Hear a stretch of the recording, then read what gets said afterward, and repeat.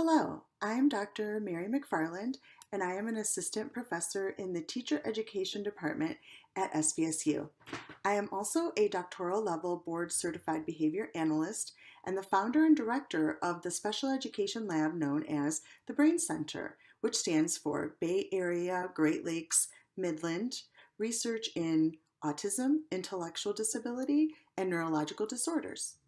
Our research is dedicated to the analysis of evidence-based interventions for the benefit of individuals with ASD, intellectual disability, and neurological disorders. Everything we do is based on needs expressed by our community partners, in line with SVSU's focus on community engagement. Over the past year, we have been working on some very compelling research. It is with great pleasure that I pass the baton on to our very capable team who will share the details.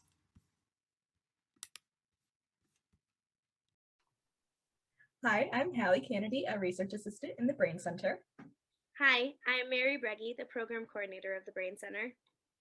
I'm Kayla Kiffmiller, the program manager of the Brain Center. Individuals with autism spectrum disorder are often characterized by impairments in social interactions. Pro-social exchanges, such as conversations between typical peers and students diagnosed with autism, are infrequent, possibly due to limited awareness and limited exposure to individuals with disabilities. Peer-mediated instruction and intervention and video modeling are two evidence-based practices that may help increase positive social interactions between neurotypical peers and peers with autism. Peer-mediated intervention teaches typical peers how to initiate and maintain meaningful social interactions with learners with autism.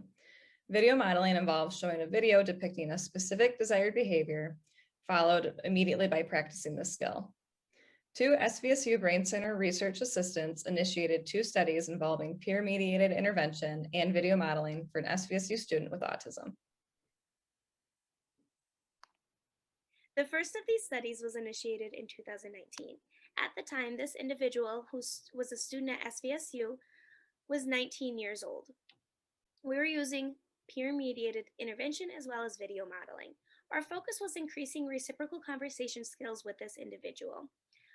For us, reciprocal conversations was defined as 3 or more exchanges on the same topic, as well as maintaining eye contact and full attention to the conversation.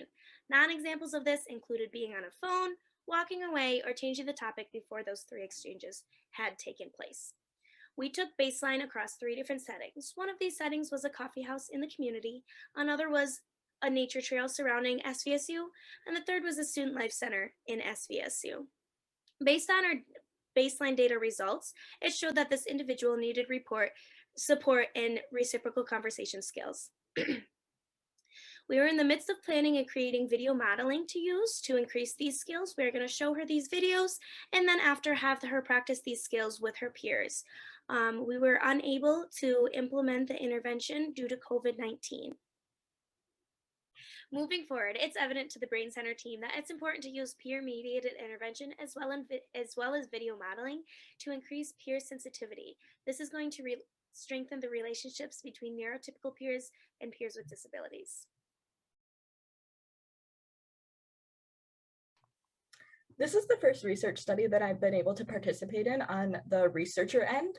So it was really interesting to me to see the process of doing the research and taking data and how much work goes into creating this study and getting everything you need before you even get to the implementation stage of the interventions. It really was eye-opening to see all of the hard work that all of these people do that we had to do even to get to where we did. And it just also really helped open my eyes to how important these studies are, especially now in the time of COVID, to getting this important information out there in the world.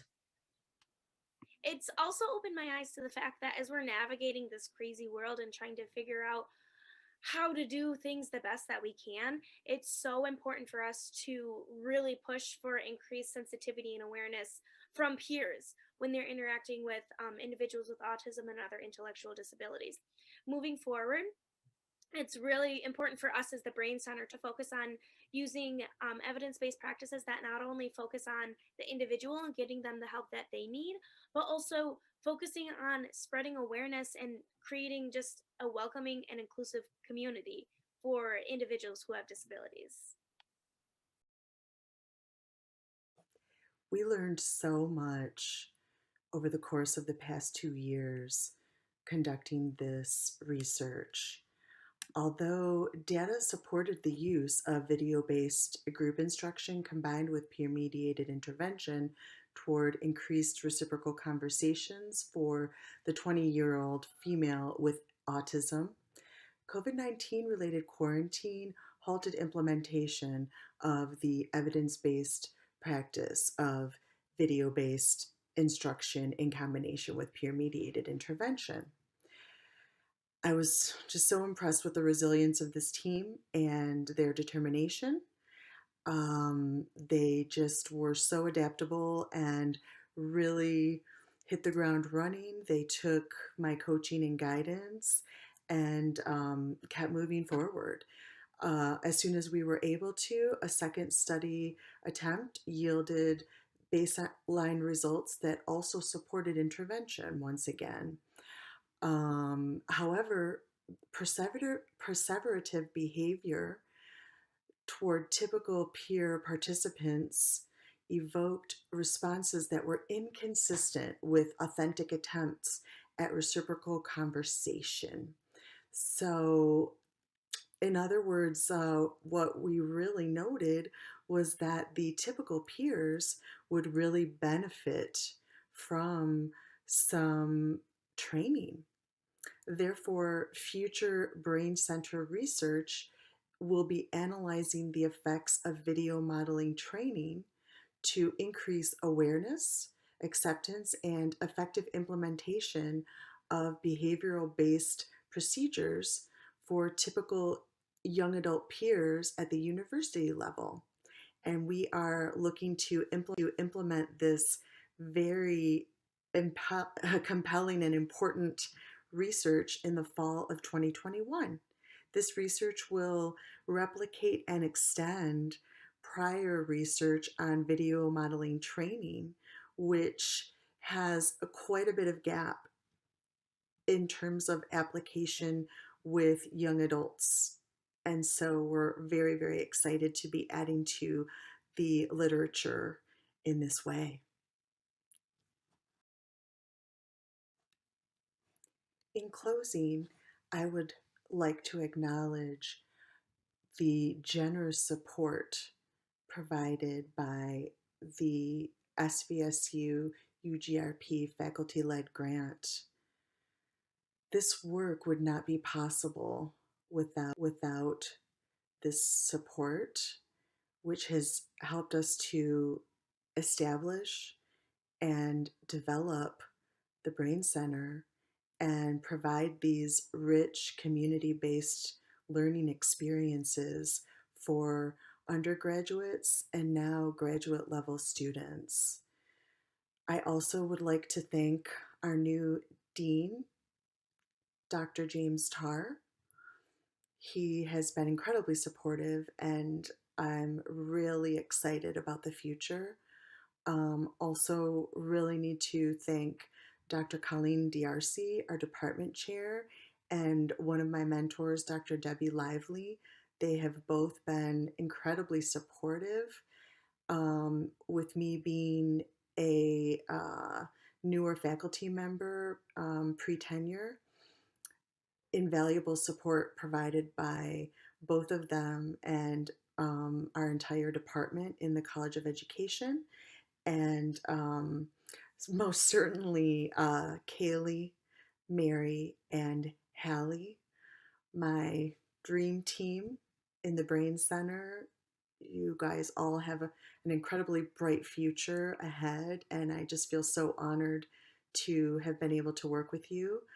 And last but not least, our amazing community partners and adjunct professors from Saginaw ISD, Midland MCSA, and the Living and Learning Enrichment Center in Wayne County. We have incredible community partners. We also have a community partner in Ghana at the Duperon Center, and I would be remiss if I didn't also thank Dr. Joseph Ofori-Dankwa and Priscilla Desegu in Ghana. and just excited for the future and moving forward.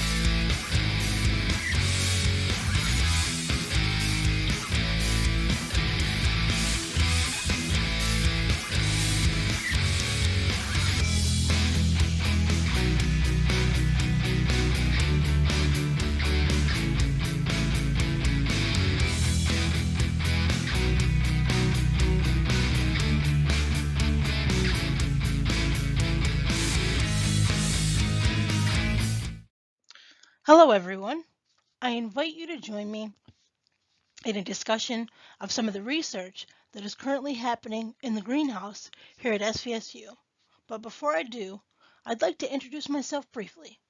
My name is Courtney Thomas. I am a biology major conducting research under the advisement of Dr. Holly Little, along with my coworker, Jared Morse. Our project is titled Comparative Analysis of Soilless Plant Cultivation Methods. I think it is fair to say that most people, myself included, do not exactly think of the terms agricultural and soilless as two concepts that fit together. The current agricultural methods we have in place today will not be sufficient if we are looking for tomorrow that is geared towards sustainable farming practices, with little to no requirement of soil and the increased production of locally grown foods. Such goals are necessary for the future of agriculture, as it is projected that food production needs will double by 2050 to meet the needs of the growing population. Found right outside the doors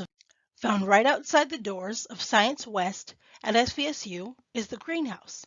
In it are real-time comparisons of various strategies of soilless cultivation, hydroponics, vermiculture, and aquaponics being the methods of choice. In short, nutrients are delivered directly to plant roots by an aqueous solution without the need for soil. While there is a consensus that soilless agriculture can play a key role in sustainable food security, published research comparing different techniques is sparse. The goal of our research is to study plant development and yield in different systems to better understand their limitations and optimize productivity. Our studies compare three systems, which I will briefly introduce. This slide shows our hydroponic system that utilizes a series of commercially available nutrient solutions by General Hydroponics, a company that has been in the business of supporting hydroponic production since 1976. This system will be referred to as H1. The H1 system utilizes the nutrient film technique with continuous cycling of the nutrient solution through a series of PVC pipes with roots exposed to the solution passing through the tubes. Nutrient dosing for H1 is based upon a weekly addition of components in the General Hydroponic FloraGrow series to the water reservoir to cycle through. We believe it is critical to have a system using an industry standard for hydroponic nutrients as a comparable measure in our studies. pH and electroconductivity are monitored to ensure appropriate nutrient solution conditions for each plant uptake. This slide shows our hydroponic system that utilizes worm tea as the source of nutrients. Like the H1, the H2 system utilizes the nutrient film technique with continuous cycling of the nutrient solution through a series of PVC pipes with roots exposed to the solution passing through the tubes. The SVSU greenhouse maintains 2 large worm bins for vermicomposting of food waste and lots of coffee grounds, thanks to Starbucks and SVSU's caffeine habit. This system has not only allowed us to maintain a healthy population of red wiggler earthworms, but worm castings are produced relatively fast. They are then collected and used to produce a nutrient solution commonly known as worm tea. Like H1, the pH and EC are monitored in this H2 system. Is that okay? Okay. This slide gives a snapshot of our third system, AQ, which is an aquaponics system. Aquaponics is the sustainable cultivation of hydroponically grown plants in combination with aquatic animals. In this case, the waste from the goldfish and turtles acts as a source of nutrient uptake for the plants. The waste is then converted via the nitrification process by beneficial bacteria and made bioavailable for absorption by plants. Therefore, plant uptake creates a biological filter to remove the nutrients from the water to maintain the health of our aquatic animals. The setup for this system is a bit different from the others. In order to maintain consistent volume in the aquarium and multiple beds, this system employs the use of a sump tank. In addition, with grow beds equipped with bell siphons, we can maintain AQ as a flood and drain system with a single pump. Grow beds are filled with clay beads to support plants and provide surface area for bacteria. We are comparing growth of various crops in our systems, including basil, cucumbers, kale, lettuce, and tomato. However, I will highlight results from two trials, one with basil and one with lettuce. Seeds for each trial were started at the same time, then seedlings placed in each system for comparison throughout the growth period. Routine analysis of nutrient solutions included the evaluation of pH and electroconductivity to monitor conditions for adequate nutrient uptake via ions present in the solution. In addition, weekly evaluation of nutrient solutions for each system include calorimetric chemical tests using the Hach DR900 apparatus to assess levels of ammonia, nitrate, and phosphorus. The last set of parameters that are evaluated weekly are those to monitor physical growth of each plant. These include node count, stem length, leaf count, diameter, and branching count, depending upon the plant species. All plants in a trial were harvested on the same day, similar to that of weekly data collection. At harvest, measurements of node count, stem length, diameter, and number of side branches were made. In addition, fresh weight of each plant was also collected, and plant tissue could be sent for elemental analysis. Now that I have given an overview of our methods, I would like to share some of our results from a trial of basil that was conducted in the fall. This experiment included 145 basil plants. Seeds were sowed on September 9th and plants harvested on November 9th. The plant distribution table shows that the number of plants in individual rows of the H1 and H2 systems, with row 1 corresponding to the top row. No rows were given for the aquaponics system since its grow bed is of uniform height. As the table indicates, a total of 145 basil plants were evaluated in this trial. The graphs to follow will summarize the harvest data, including stem length, main stem nodes, branching, and fresh weight. This slide gives a summary of average length of the main stem of basil plants at harvest. The left graph shows the averages by row for the H1 and H2 systems compared to AQ, while the graph on the right compares the average of all plants in each system. All results will be shown in this organization and with the general hydroponic system as H1 in green, the vermiculture system as H2 in orange, and the aquaponic system in blue as AQ. These results show similarity in height attained by row within H1 and H2 as well as between H1 and H2. These results also show that the average height in plants in the aquaponic system was greater than that of H1 and H2. This slide gives a summary of the average number of nodes on the main stem of basil plants at harvest. Despite plant-to-plant variability, all rows and systems show an average of 6 to 9 nodes of the main stem. This slide gives a summary of the average number of side branches on basil plants at harvest. Side branches form when the plant produces an auxiliary bud at a main stem node and then develops into a vegetative shoot. The figure of the left clearly shows that in H1 and H2, the lower rows in these systems produce far fewer side branches than those closer to the top. In addition, while rows 1 of H1 and H2 have a similar number of side branches to AQ, overall, AQ produced approximately twice the number of side branches as H1 and H2. This slide of all the harvest data collected, the fresh weight was the most striking as a key quantifier of productivity For a plant harvested for its leaves, fresh weight is a measure of yield for basil. Again, we see a clear difference by row within the H1 and H2 systems, with a greater impact observed in H2. However, as seen in the left figure, even the top rows of H1 and H2 are outperformed by AQ. The yield difference is most obvious with the overall comparison on the right, showing the aquaponics system with fresh weight on average more than 3 times that of H1 and H2. Excuse me. If this were a competition, our aquaponics system would clearly earn first place in this basil trial, showing greater productivity across the board.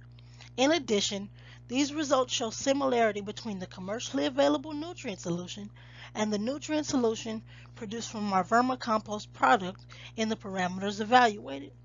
Lastly, our results indicate variation within the H1 and H2 systems that is dependent on the placement of plants by row, such that those higher and therefore closer to the light perform better. Next, I would like to share some of our results from a trial of butterhead lettuce that was conducted this winter. This experiment included 58 lettuce plants. Seeds were sowed on November 11th and plants harvested on January 20th. The plant distribution table shows that the number of plants in rows of the H1 and H2 systems, with row 4 corresponding to the fourth row. Again, no rows were given for the aquaponics system since its grow bed is of uniform height. As the table indicates, a total of 58 lettuce plants were evaluated in this trial.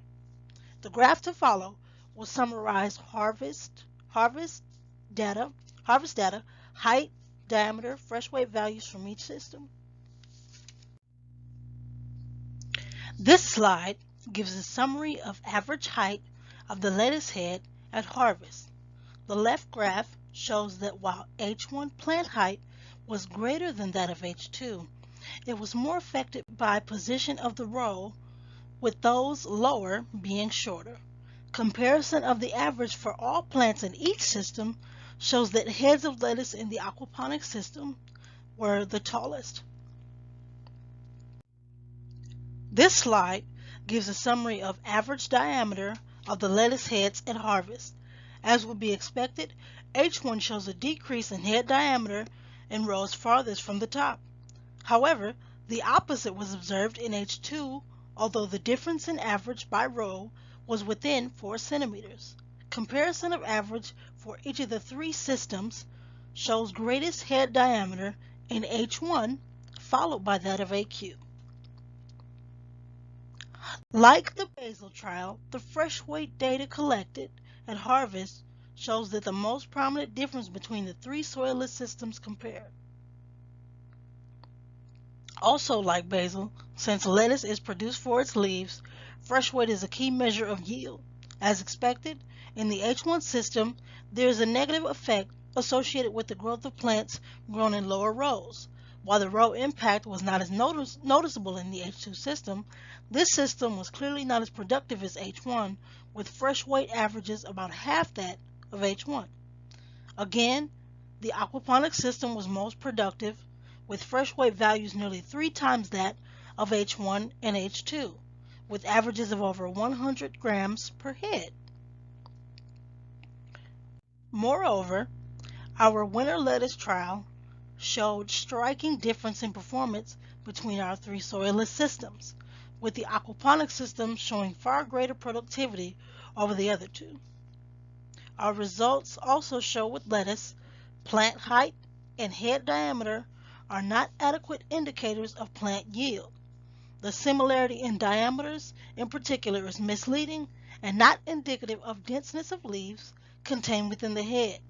In this trial, our H2 system utilizing a vermiculture nutrient solution was notably inferior. Lastly, as with basil, our results indicate variation within the H1 and H2 systems that is dependent on the placement of plants by row, such that those higher and therefore closer to the light source perform better. While we still have data for additional trials to evaluate, we are very enthusiastic about our research thus far. We are thinking about ways we can increase production in our H1 and H2 systems, as well as further optimize our aquaponics system, which has already surprised us with its performance. We have recently added an additional grow bed to our aquaponics system. We are using this to evaluate production of day-neutral strawberries and comparing 3 different varieties. Another facet we are interested in pursuing is the use of aquaponics to produce fish such as tilapia or perch for consumption in addition to the fruits and vegetables. We see this research as an opportunity to make a contribution towards the future of sustainable food production, as these crop cultivation methods offer year-round production without synthetic pesticides and are not limited by the availability of fertile soil. Lastly, I'd like to acknowledge the following people: Edward Meisel, Jared Morse, Dr. David Karpovich, Joshua Brandel, Madeline Bach, Colton Bragg, Saginaw Valley State University, and Dr. Holly Little for their contribution to this project. If you are interested in additional information, feel free to contact myself or Dr. Holly Little for more information. This presentation is presented in loving memory of Dr. Dennis Gray.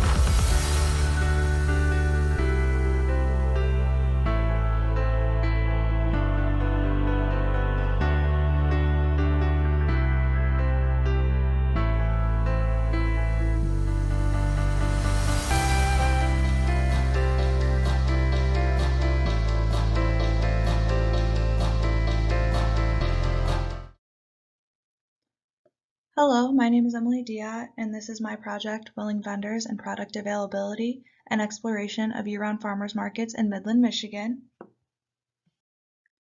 This is the abstract for my project. For my research, I interviewed vendors from the farmers market in Midland, Michigan. This was done in order to gain a better understanding of the issues that the farmers market may be facing. The purpose of the study is to discover if an extended season for the Midland farmers market is a possibility. By better understanding the vendors of the Midland farmers market, solutions to the market's issues can be found, ultimately leading to an overall benefit to the local community. The research for this project is important because farmers markets are an important part of a community. They provide an alternative food source to supermarkets and food deserts. They are a local source of good food, and they provide economic opportunity for communities. Before diving into the project, it's important to first define some terms that will create a better understanding of the project as a whole. The first term to define is a food desert. The USDA defines a food desert as a census tract that meets both low income and low access criteria. The low income criteria is the poverty rate is greater than or equal to 20%, or median family income does not exceed 80% statewide or metro area median family incomes. The low access criteria is at least 500 people, or 33% of the population, is located more than 1 urban mile or 10 rural miles from the nearest supermarket or large grocery store. This map is a map of downtown Midland, Michigan and the surrounding area. To help better orient yourself, the red square towards the top left is downtown Midland, and the road line that runs straight up and down on the right side of the map is M47. In this map, the green area is a food desert. Another important term to define is good food, as defined by the Michigan Good Food Charter. Good food is food that is healthy, green, fair, and affordable. It is also important to note that good food is environmentally and economically friendly. Now that the terms have been defined, let's look at the issues. There are two major issues that farmers markets are facing. These are aging vendors and limited growing seasons.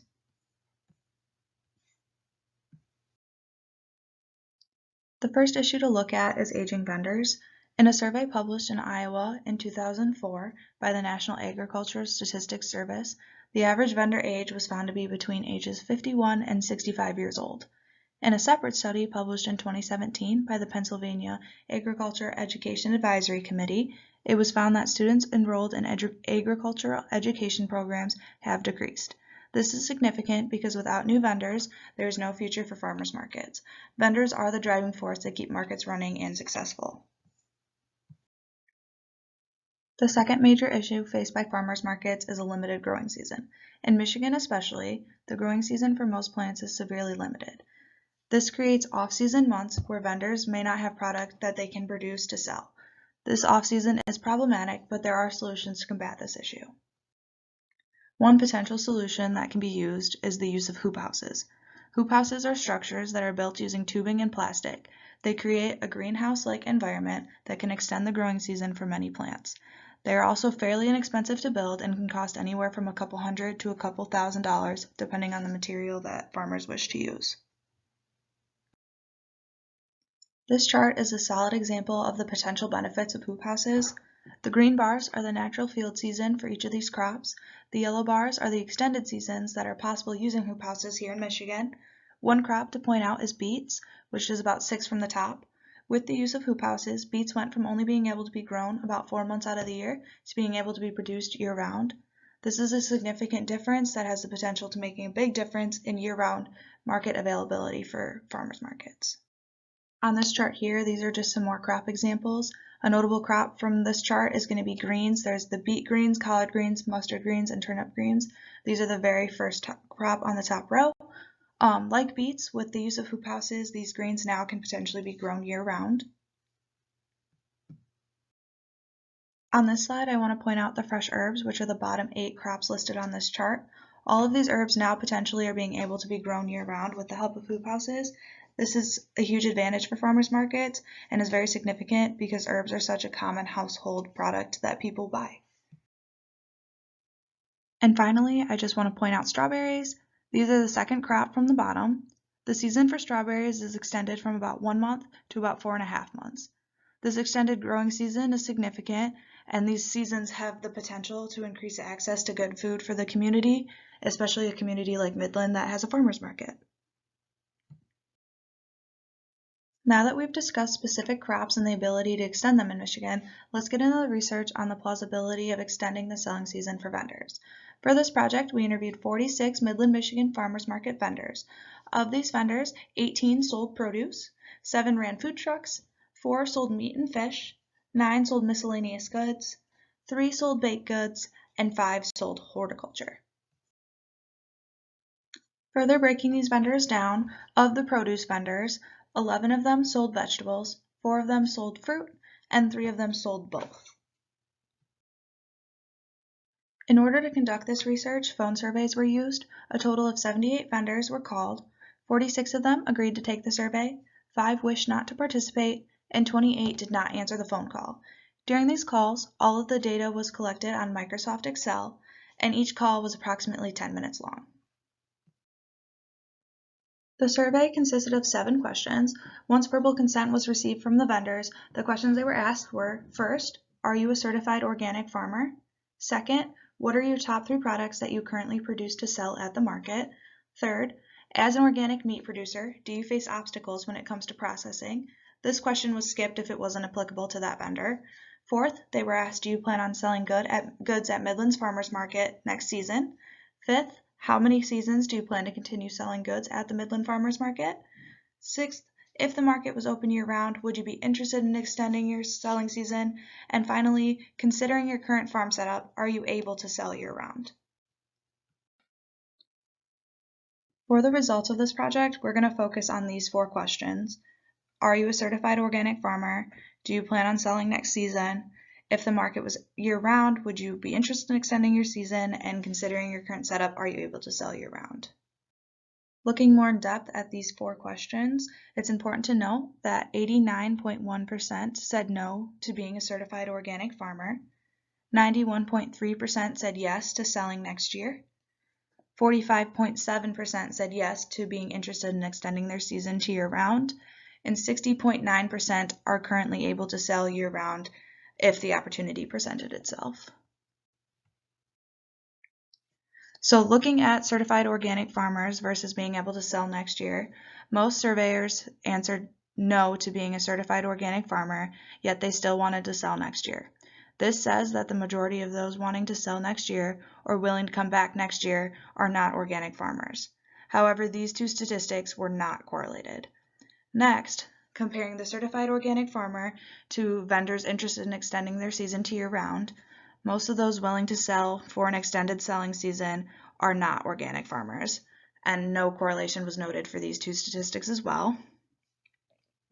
For certified organic farmers versus can they sell year-round, most of those surveyed were not organic farmers, but actually can sell year-round, and no statistic correlation was noted here as well. Next, for selling next season versus interested in extending to year-round, most surveyed still wanted to sell next season but don't want to sell year-round, and there was no statistic correlation noted here.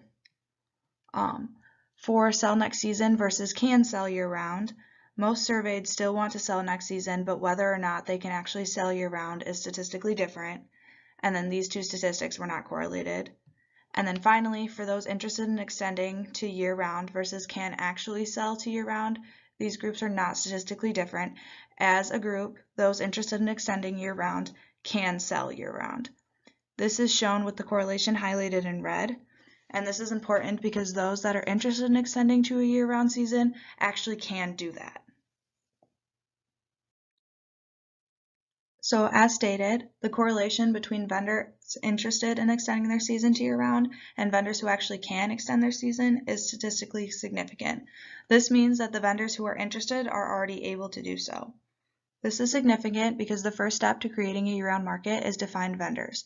A year-round market in Midland is very much a possibility. So what's next? The next step is to share the data from this project with the manager at the Midlands Farmers Market. The main point of the project is to use this information to help the community.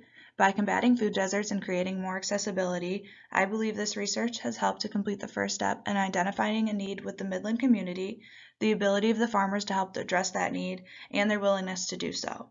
It would be really cool to see this information passed along in order to help make a difference in the community. I just want to say a special thank you to Dr. Dar, Dr. Noller, Emily Lyons, and all the vendors who participated in the survey. Thank you so much for your time.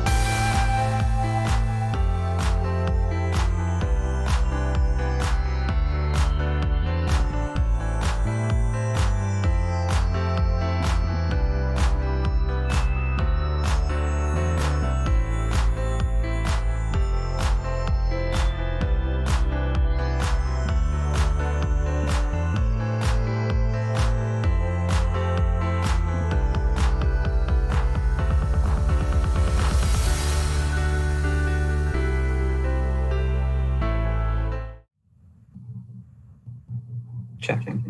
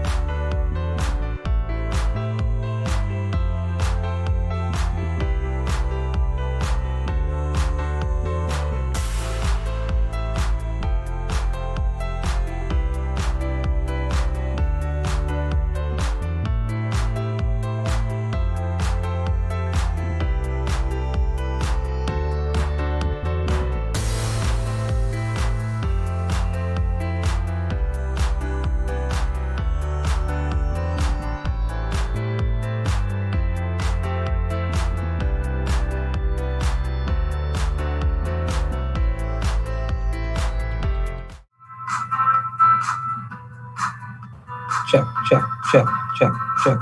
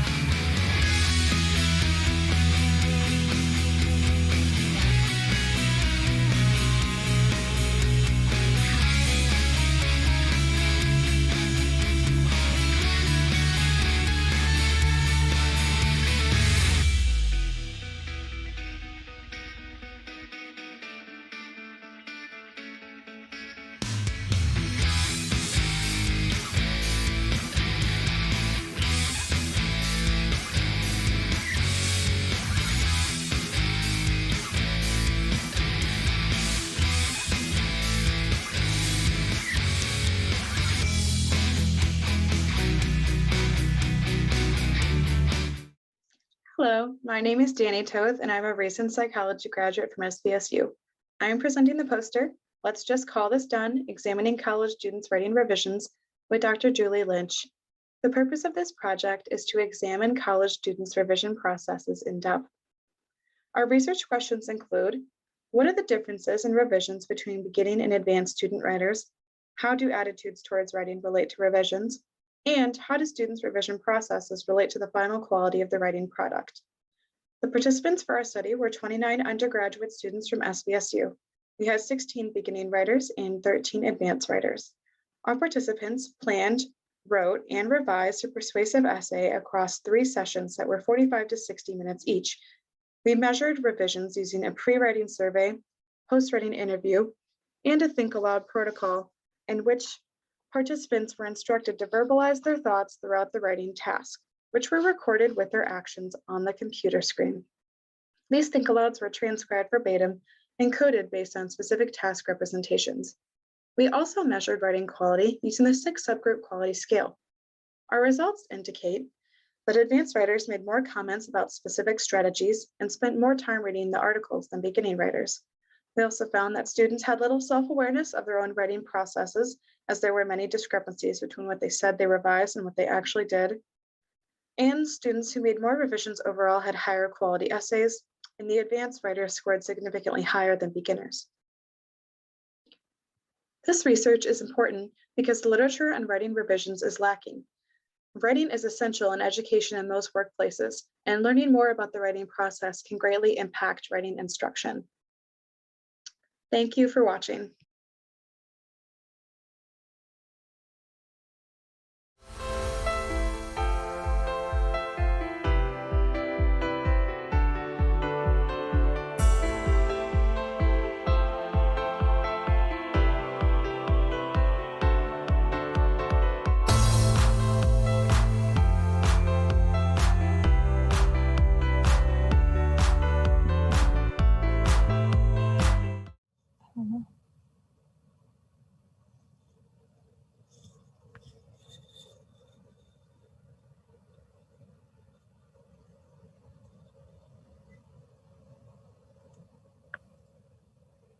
Okay, cool. I see it now. Sorry, my live stream thing wasn't updating.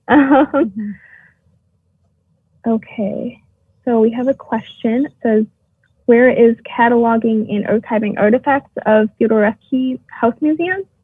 I was led to believe it was here at this time. I think the person is referring to where we did the work and stuff like that. So I personally did all of my work on campus. I know Amber and Ethan actually worked at the house more, so they might be able to give more information about where exactly the location of that is. Yeah, so we did all of our work just off of 46, like right when you come into Saginaw, that's where the house is at, which is like Gratiot Avenue or Gratiot Street, I think.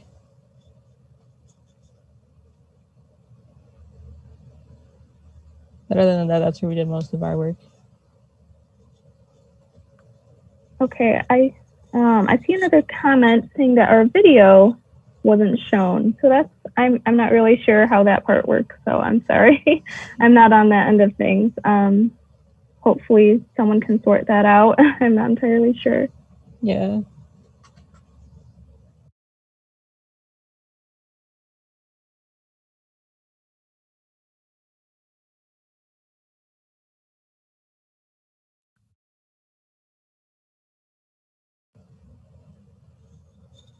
We recorded one that was around 10 minutes long. Yeah, it should have been around 10. So it should be, I think it's the wrong video right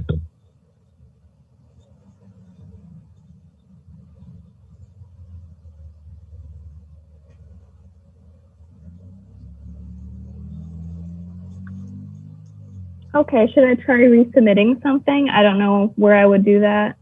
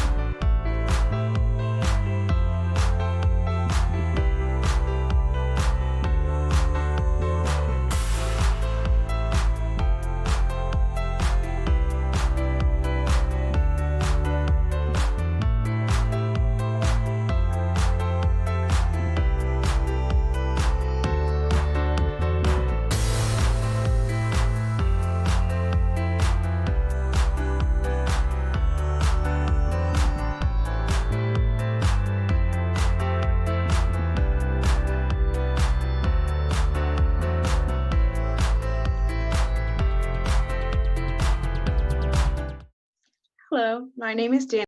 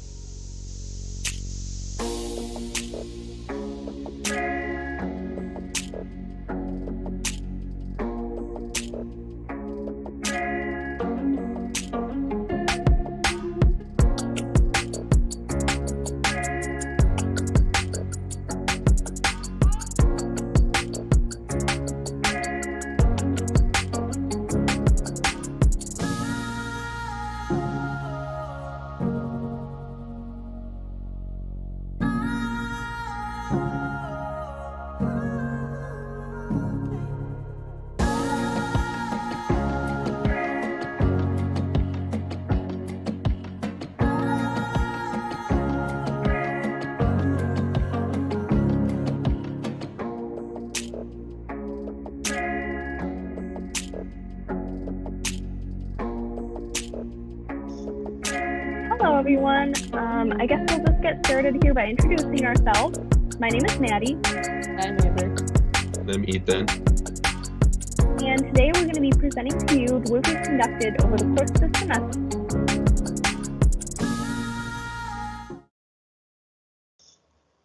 Hello, everyone. Hello, and Hello, everyone. I guess we'll just get started here by introducing ourselves. My name is Maddie. I'm Amber. And I'm Ethan. And today we're going to be presenting to you the work we've conducted over the course of this semester with archiving and cataloging artifacts from the Theodore Reschke House Museum in Saginaw. And if we just want to go on to the next slide. So I'm just going to get us started by talking a little bit about the past and why it's so important that we preserve it. As a species, humans have seemingly always been obsessed with the past. We tell stories about it, it's what we learn from, it's what inspires us, and it's how we grow both as individuals and as a collective. Because of the importance that the past plays in shaping the ways that we think and interact with the world around us, the need to preserve our history is thus also a very important thing. Over the course of this past semester, my fellow students and I have been given the tremendous opportunity to explore this concept even more intimately by archiving various artifacts of the great poet Theodore Reschke himself, which the Theodore Reschke House Museum kindly allowed us to work with. As lovers of history, language, and poetry as well, we were all very excited to take on the task of working to keep the legacy of Theodore Reschke alive for community members and future generations to learn from and to be inspired by. And the next slide. So next, I'd like to share with you just a bit more about who this great poet was, for those of you who might not be familiar.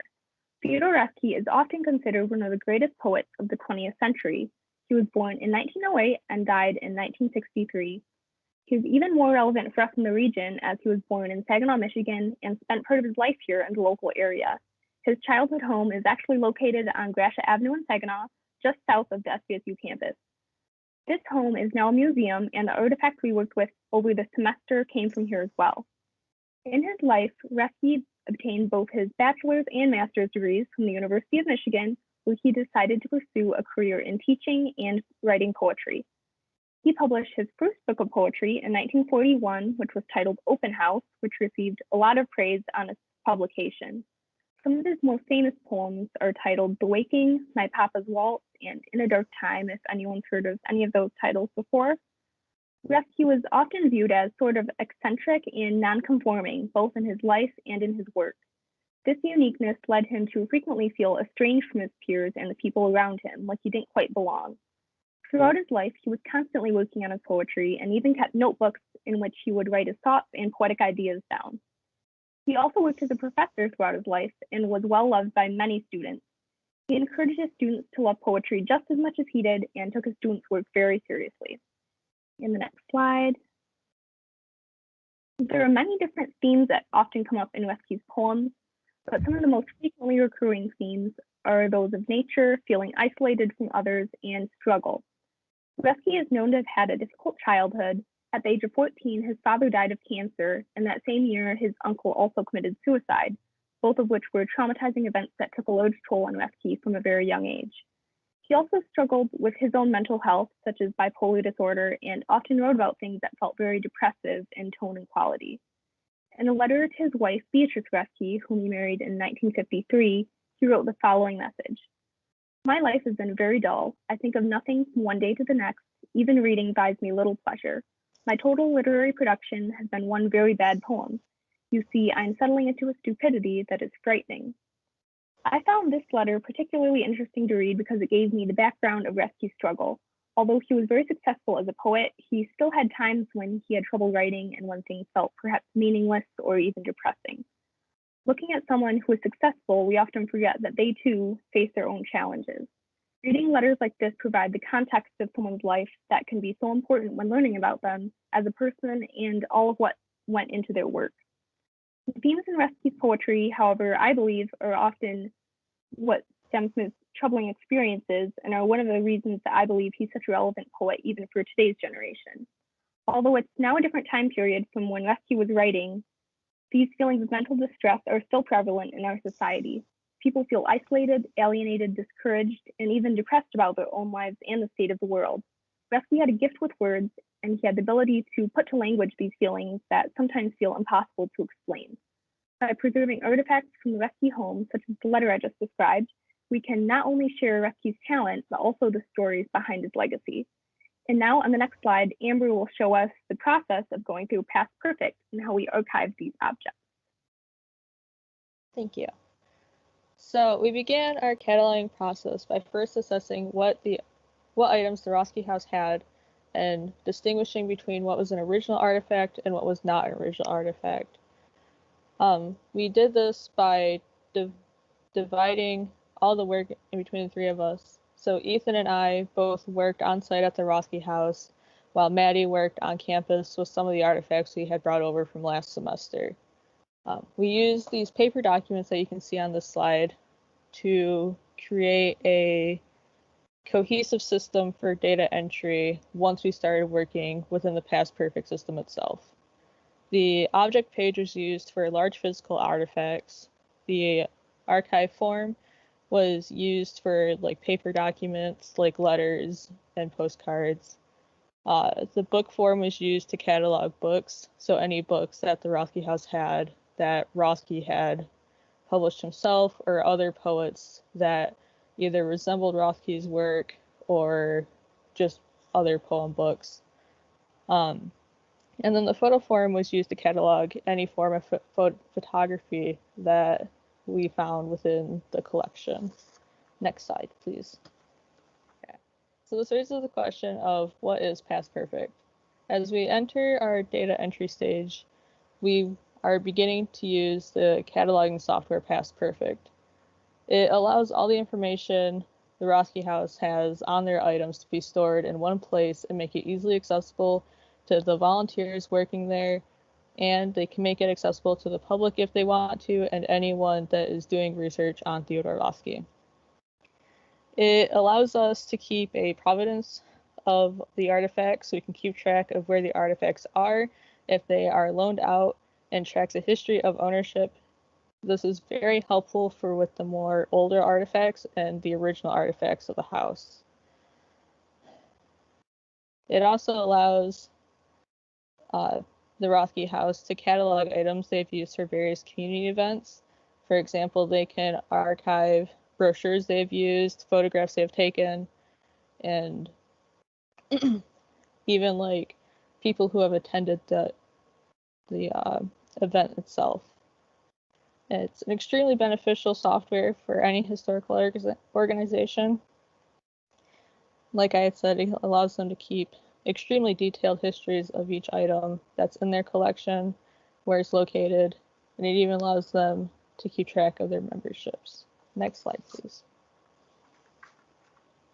Here is a screenshot of a small portion of the items that can be found in the Roski house records. Most of these items were already in the software. We just went through and updated some of the descriptions and histories. Next slide, please. Here are a couple of forms that Maddie filled out from the items on campus. They're from items that we are sending to the Chaos Museum in Saginaw, Michigan. Most of the artifacts that are on campus currently are papers and photos, which you can see here. The artifact form, or the archive form, has a letter between Beatrice and June, and Beatrice was Roski's wife and June was Roski's sister. And then there's also the photos form of the backyard of the Roski house. Next slide, please. And here we can see a screenshot of the Past Perfect software itself, and then the forms that we filled out to go along with it. About 1/3 of our job was updating pre-existing entries, and so this entailed mostly just adding a description, because a lot of the entries didn't have it, and adding the provenance, which is essentially the history of ownership of the artifact itself. So as you can see here, this artifact was a baby photo of Theodore Roski.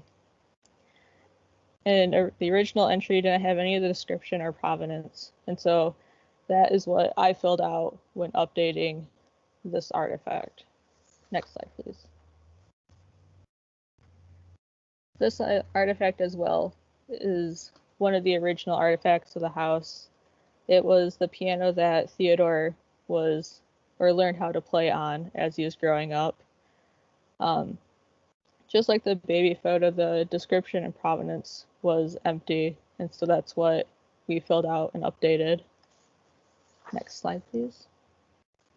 And then this is one of the artifacts that Ethan had worked on updating, and it's of Rothke's writing desk up in his bedroom, where he would sit and write most of his poems.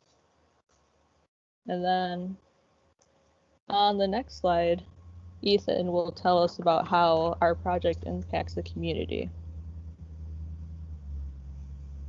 So alongside cataloging artifacts, we also approached organizing a small library in the house composed of various donations housed in 2 or 3 bookcases in the parlor of the childhood home.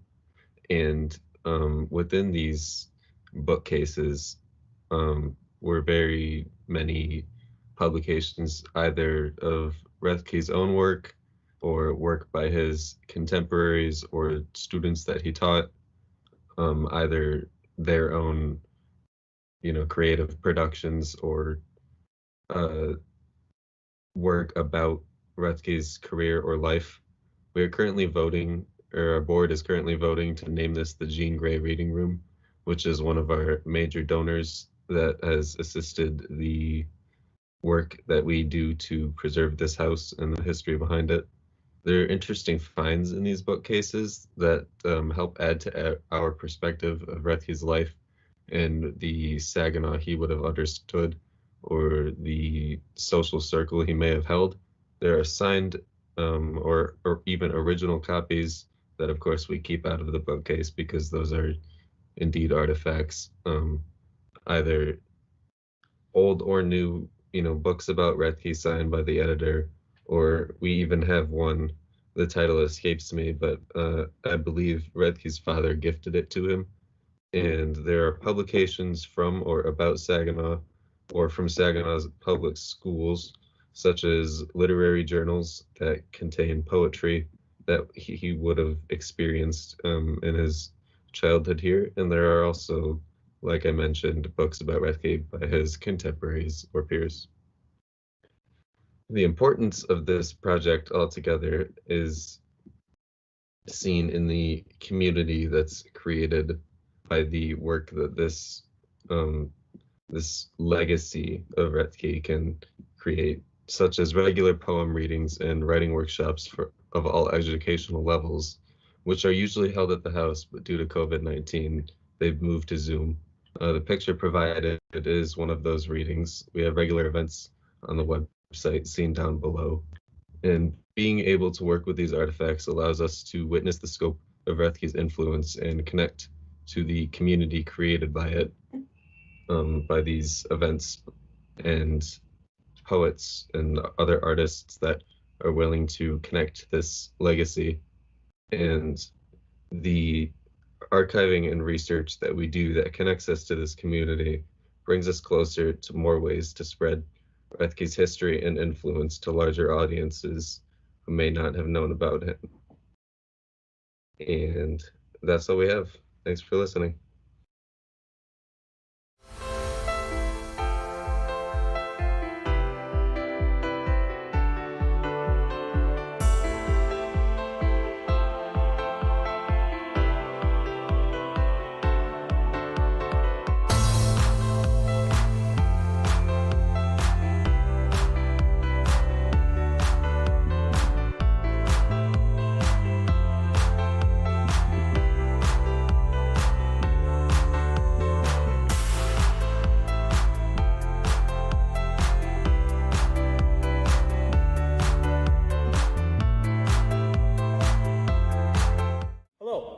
My name is Kyle Ingersoll, and I am a third-year music education major here at SVSU. I'm glad everybody tuning in today took time out of their day to watch this. This performance is a culmination of my work this semester on extended trombone techniques. A few examples of extended trombone techniques are mixed meter music, glissandos, multiphonics, flutter tongue, microtones, playing with pre-recorded accompaniment, playing unaccompanied, and more. I will be performing 2 pieces that have challenged me in new and exciting ways. I hope you enjoy this performance. The first piece that I am going to be playing today is Lawrence Borden's Conditions of a Solitary Bird. The piece is based on a poem of the same name. The conditions of a solitary bird are 5. The first, that it flies to that which is highest. The second, that it does not suffer companionship, even of its own kind. The third, that it points its beak towards the sky.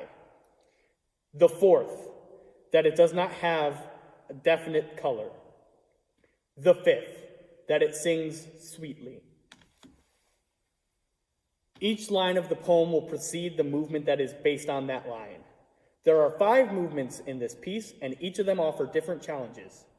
Using extended touch techniques such as playing into a piano with the sustain pedal down to using multiphonics to produce 2 sounds at once. This piece was an excellent introduction to contemporary trombone music. I proudly present Lawrence Borden's Conditions of a Solitary Bird. The conditions of a solitary bird are 5. The first, that it flies to that which is highest.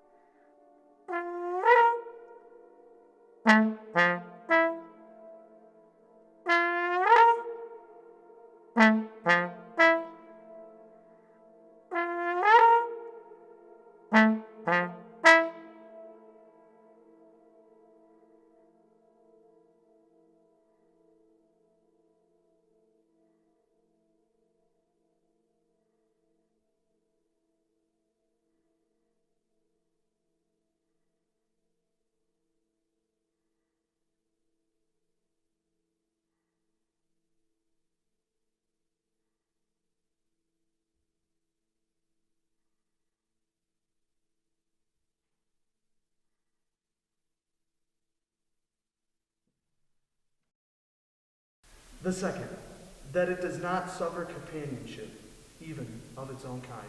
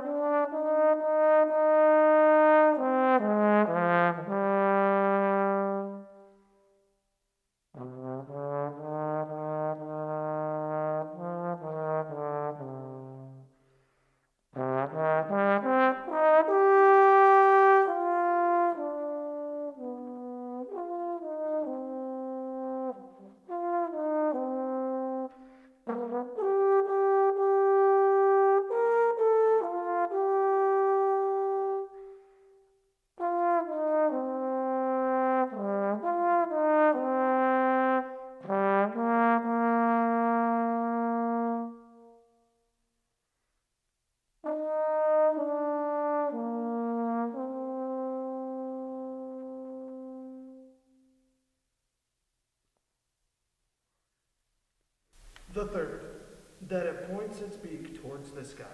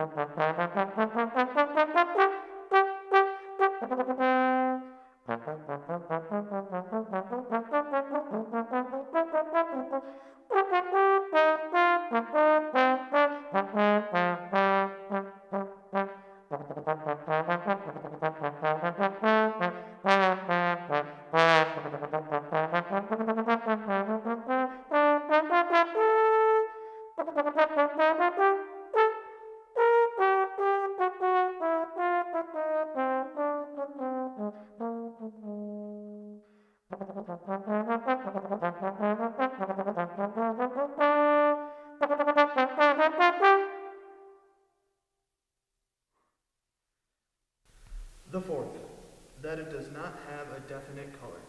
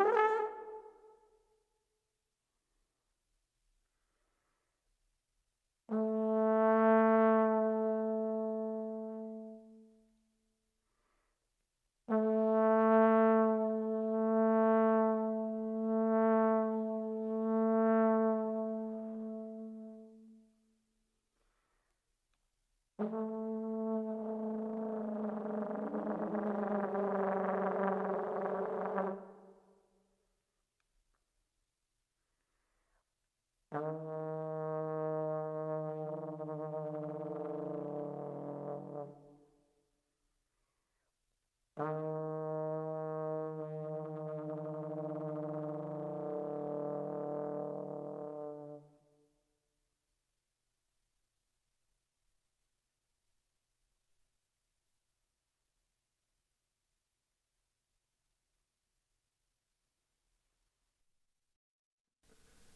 fifth, that it sings very sweetly.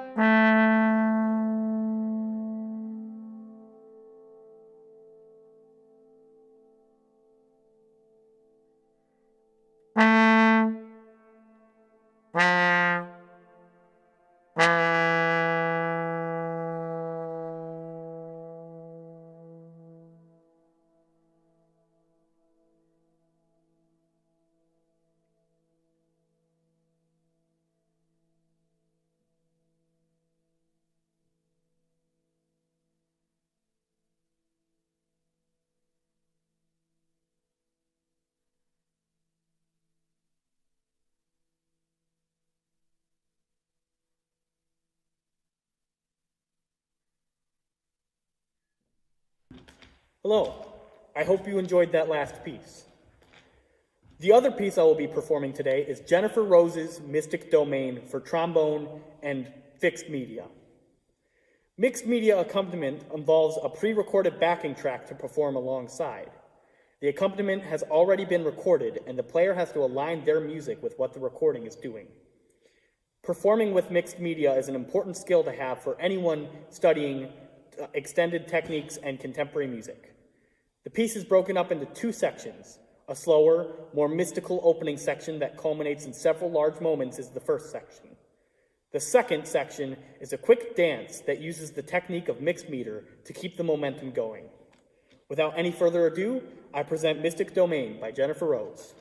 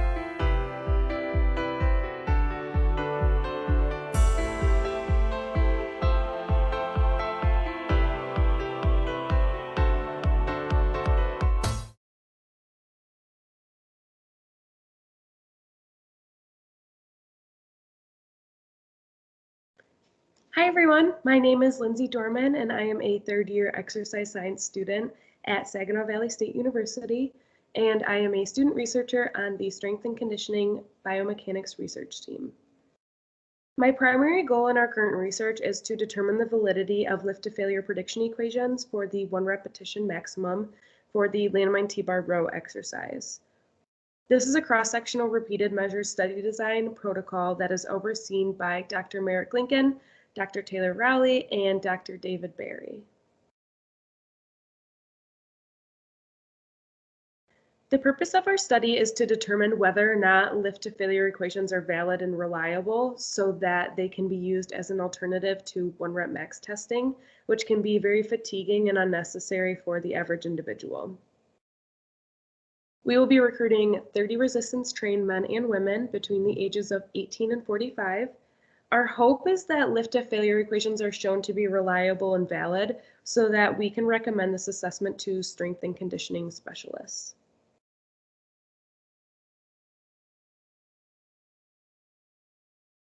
So before conducting any research, we made sure to gain IRB approval and informed consent from any individual wishing to participate in our study.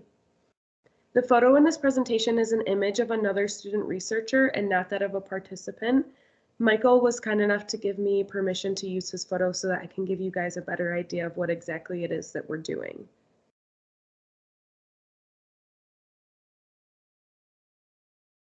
In the strength training community, the 1 repetition maximum is known as the gold standard strength assessment. This assessment allows strength and conditioning specialists to create more effective programs for their clients because it gives them an accurate submaximal weight which helps them to know what weight their client should be lifting for, let's say, 10 repetitions opposed to just 1.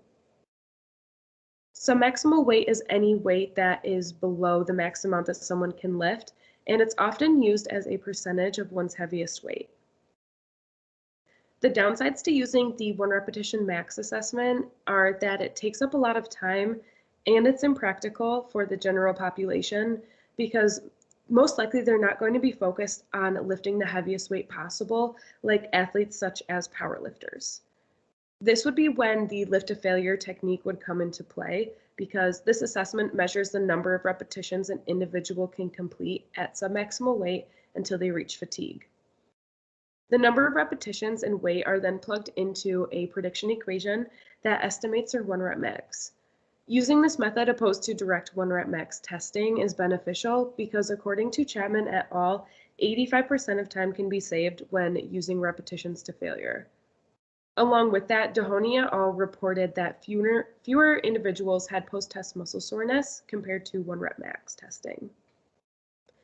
Our study is utilizing the landmine T-bar row and the Pendlay row, which are 2 upper body pulling exercises that work the major back muscles.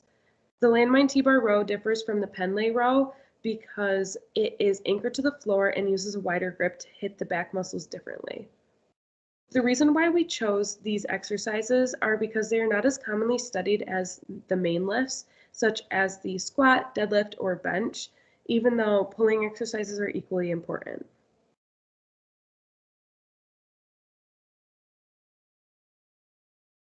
This is a photo of another student researcher, Michael, performing the landmine T-bar row exercise.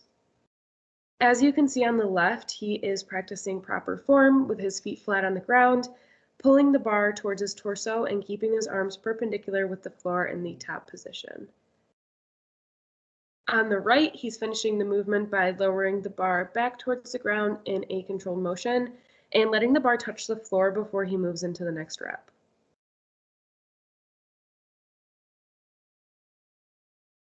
Reliability and validity are 2 terms that I will continue to bring up a lot in my presentation, so I just wanted to take a quick second to define them for you all. Reliability is the extent to which you get similar results when you perform the same test twice, which is why we are doing 3 sessions, the last one being a test-retest session. Validity asks the question, how accurate is this? Meaning, will I get the same, if not very similar weight as the 1 rep max? These terms are the whole goal of this study, which is to determine the reliability and validity of lift to failure prediction equations for the landmine T-bar row exercise. This research will be conducted in the Human Performance Lab on Saginaw Valley State University's campus, and it is a cross-sectional repeated measures study design. So to determine if our recruits fit the requirements for our study, we will have them fill out a PAR-Q, which asks questions about training history, personal and family health history, and lifestyle. We will also be collecting demographic information such as age, sex, weight, height, and BMI. In order to be included in the research, participants must be healthy male or female 18 to 45-year-olds that attend SVSU. They have to have engaged in resistance training for at least 1 year for an average of 1 time per week. They cannot have had any surgeries or injuries in the past 6 months that would limit their ability to give accurate data, and they cannot have taken steroids or hormone-like substances because this would skew our data.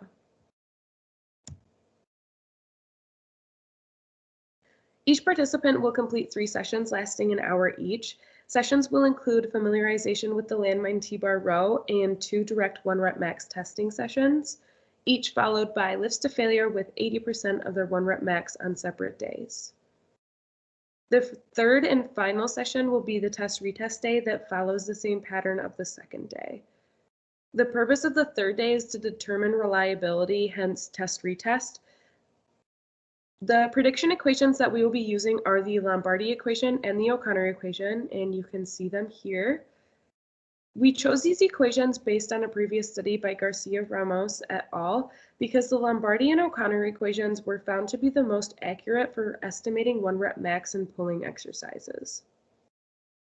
So to make things a little bit easier on ourselves when plugging in numbers, we will be utilizing this document on Excel that will automatically plug repetitions and the load lifted into our equations. So if our participant were to complete 10 repetitions at 45 kilograms, new numbers for our equations would automatically generate. And as you can see, we will get 56.65 kilograms for Lombardi and 56.25 kilograms for O'Connor. For reference, 56 kilograms is roughly 123 pounds. Now that we've used Excel to predict 1 rep max, we will determine similarities between the equations and 1 rep max using the Pearson product moment correlations. We're hoping to find nearly perfect correlations so that we can recommend these equations. Absolute accuracy will then be quantified using average error for the 1 rep max. To test for reliability, we will be using a two-way repeated measures ANOVA and interclass correlation coefficients, looking for differences between the initial test and the retest. We will also calculate effect sizes to quantify the differences between groups by using standard methods, and we hope to find a small effect size. This table was pulled from the previously mentioned Garcia-Ramos et al. These researchers performed studies based on the reliability and validity of different methods of estimating the 1 repetition maximum using the free weight prone bench pulling exercise. This table shows the reliability of several different methods of predicting 1 rep max in the comparison to 1 rep max itself. The numbers in the red box compare the Lombardi and O'Connor equations with the 1 rep max.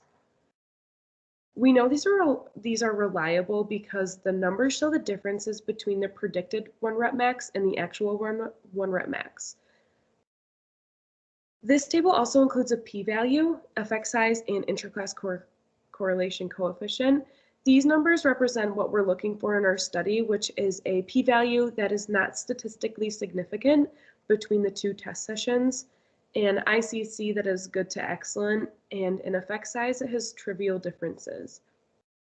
If you notice some of the wording outside of the red box, actually, it mentions velocity-based assessments, which are another area that we are going to be evaluating in our study. So if you get a chance, just make sure you check out my fellow researcher, Kim Mulliker, because she's giving a presentation on that.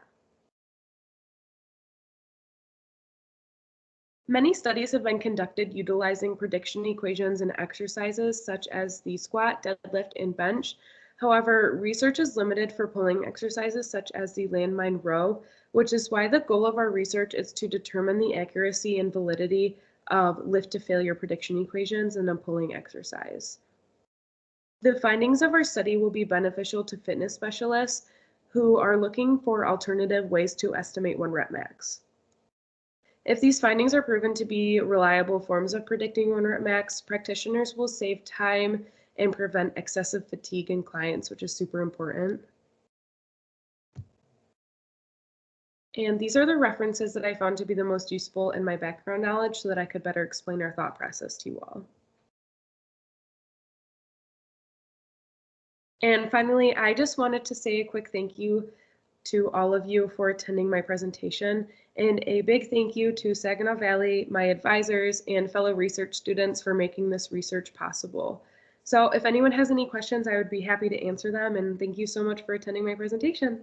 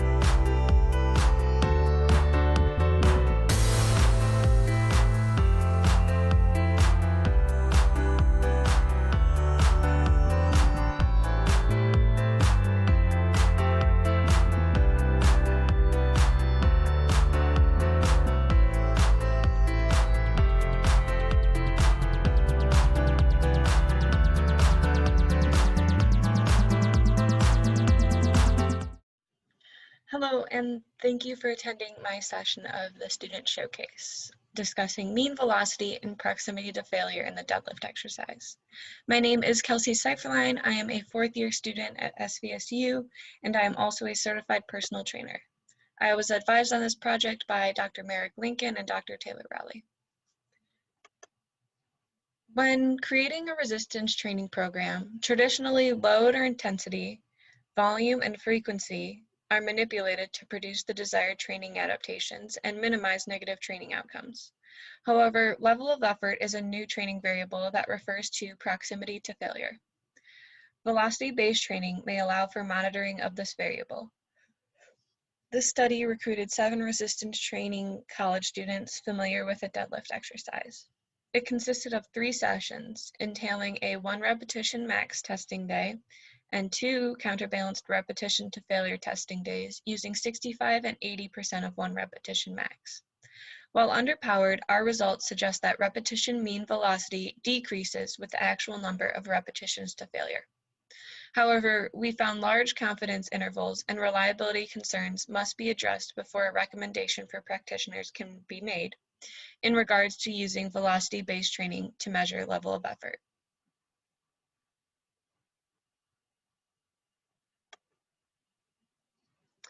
This study has received IRB approval from Saginaw Valley State University, and thank you to the SVSU Undergraduate Research Program for providing funding for this study.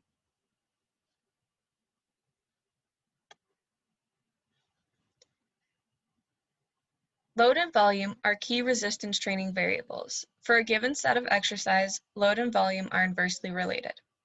So when more weight is added to the bar, less repetitions can possibly be performed.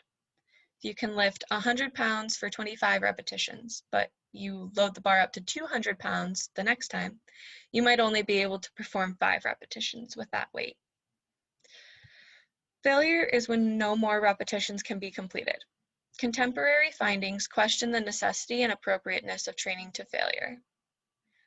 Level of effort provides an indicator of the number of repetitions performed relative to the maximum number of repetitions possible when taken to failure, by identifying the actual number of repetitions in reserve.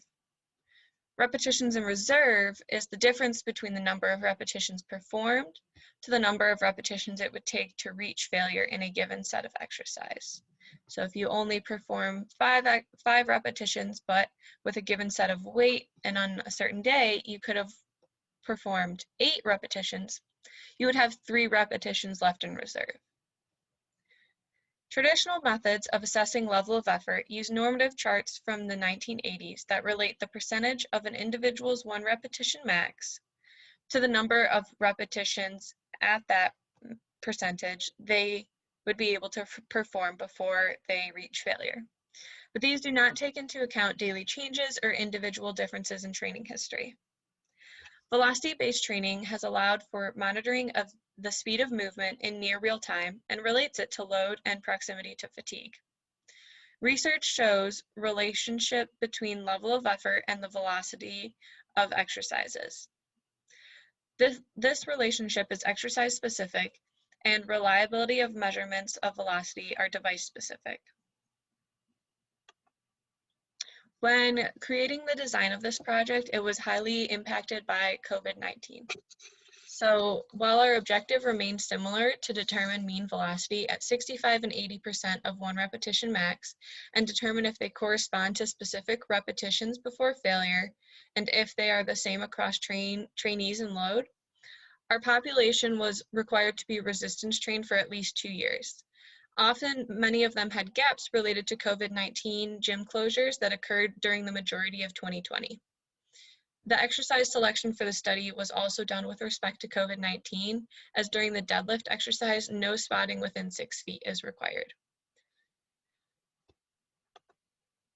3 sessions occurred during the study, and they were designed as shown in this graphic. 1 familiarization / 1 repetition max testing session following the National Strength and Conditioning Association's guidelines. And then 2 counterbalanced repetition to failure sessions using 65 and 80% of the session 1 repetition max. All sessions began with a standardized warm-up and cool-down. Strong and consistent verbal encouragement was given during the measured repetition to failure sets.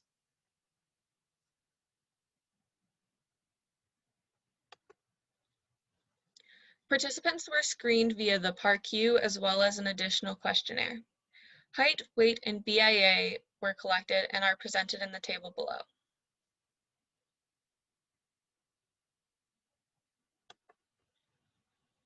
The Tendo unit was utilized to collect velocity data. In previous studies, this device has been shown to be a reliable commercial-grade linear position transducer. Previous studies have used lab-grade equipment that is not available in most gyms, strength and conditioning centers, or rehabilitation clinics. The device works by using a Velcro strap that is attached to the end of the barbell. A string is attached to that strap and is wrapped around inside of the device. When the bar moves, the string unrolls, spinning a slotted wheel, and the slotted wheel interacts with a light sensor, and from there the device is able to calculate velocity based on the length of the string unwound with respect to time. So using the formula velocity equals distance divided by time, the device is able to provide us with velocity data, and that is Bluetooth connected to a laptop and appears after each repetition. So in the video, you can kind of see.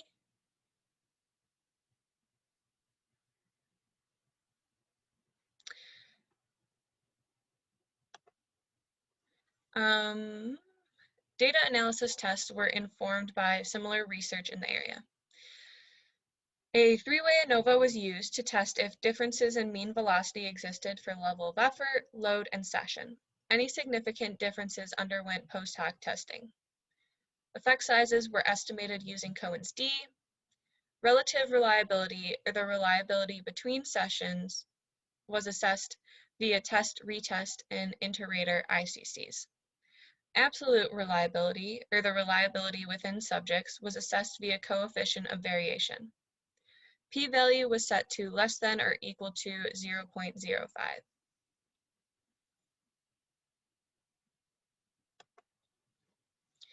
Table 1 contains information about our sample, which was fairly diverse when it came to strength and endurance. So in our min to maximum, you can see that when it came to everything from the brute strength of our individuals, so their 1 repetition max, there was about a 90 kilogram difference. And then in our repetitions to failure, that too varied between individuals. Table 2 contains reliability performance at 4, 2, and 0 levels of effort. We a priori set benchmarks for reliability needed to be a CV less than 10% or for ICCs greater than 0.7. Only level of effort 4 at 80% met our absolute reliability benchmark, while our ICC benchmark was hit for level of effort 4 at 80% and level of effort 2 at 80%. Our effect sizes tended to be trivial. Table 3 describes the results of our ANOVA. A main effect for level of effort was found, no effects for sessions because of the small to trivial effect sizes, and no effect for load. Post hoc testing found a significant difference in mean velocities for level of effort 4 and level of effort 0, and then level of effort 2 and level of effort 0, but not between level of effort 2 and level of effort 4. Moderate effect sizes were found, and the difference was approaching statistical significance. As a reminder, our study only measured 7 individuals. While caution must be used due to our small sample size, our results indicate that mean velocity decreases as level of effort approaches failure. This is a consistent finding in the literature.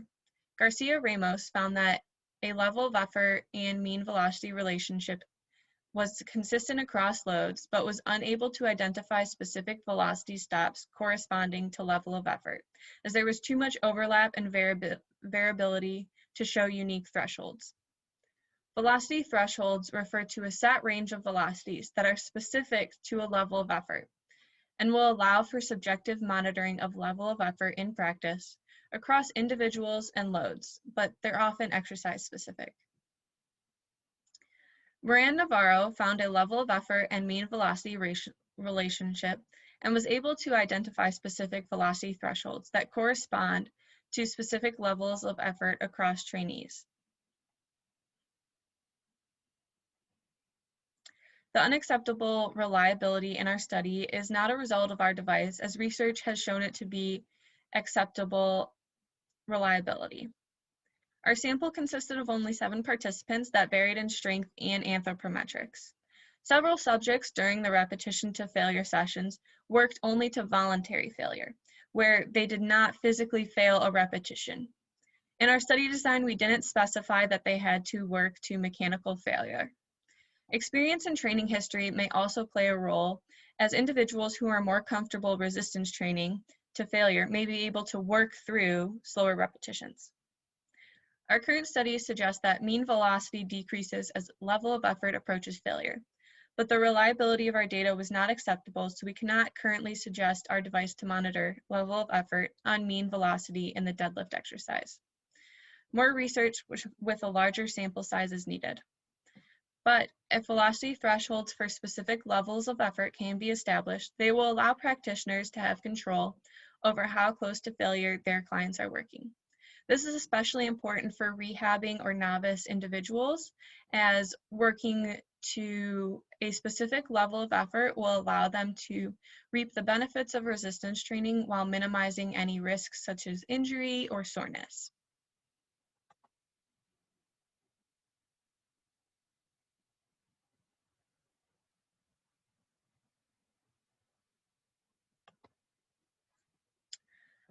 Once again, thank you to the Saginaw Valley State University Undergraduate Research Program for providing funding for this study. Any questions can be directed to me via email or after this session.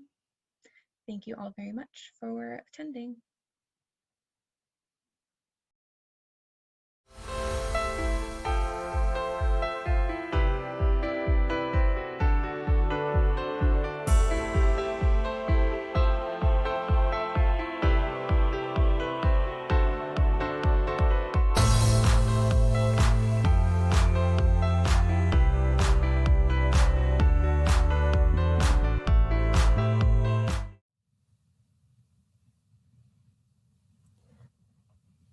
All right. I believe that if we had more athletes, specifically powerlifters, we would have had more reliable findings. I think that having a more specialized population would have increased the reliability in this study.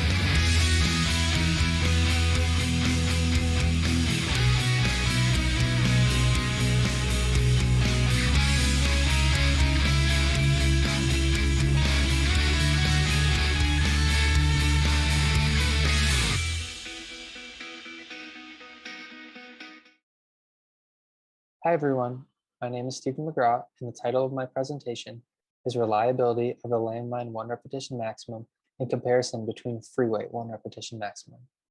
This is a cross-sectional repeated measure study design protocol, and my faculty advisors are Dr. Lincoln, Dr. Rowley, and Dr. Berry.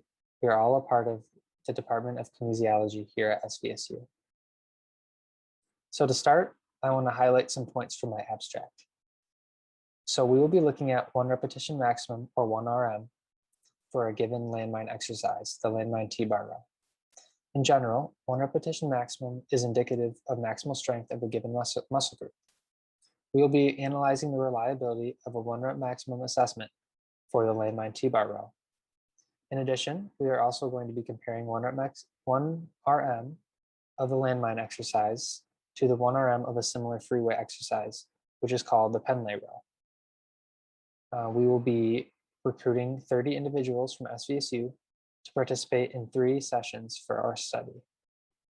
And we will hope to inform a recommendation on whether 1 rep maximum assessments are reliable for the landmine T-bar row. We just want to mention here that we were approved through SVSU's Institutional Review Board, and our project number is 1711760-2. We plan to obtain informed consent from all participants before they agree to participate in our study. So some background for our study is, in general, training load is typically prescribed as a percentage of 1 rep max. So what this means is, in general, practitioners, strength and conditioning professionals, and other exercise professionals will prescribe exercise based on an individual's 1 rep max for a given exercise or given muscle group. So let's say I have a 100-pound 1 rep max for a dumbbell curl or a barbell curl. They would be able to prescribe percentages of that, so smaller amounts, when implementing strength programs to getting back to full health if you're in rehab, or prepare for athletics if you're an athlete. And then also 1 rep max is typically known as the gold standard for testing dynamic muscular strength. And then landmine exercises have been more recently recommended for strength and conditioning and in rehabilitation settings. So S&C means strength and conditioning. And currently, there are no studies that analyze landmine 1 rep max reliability in the literature.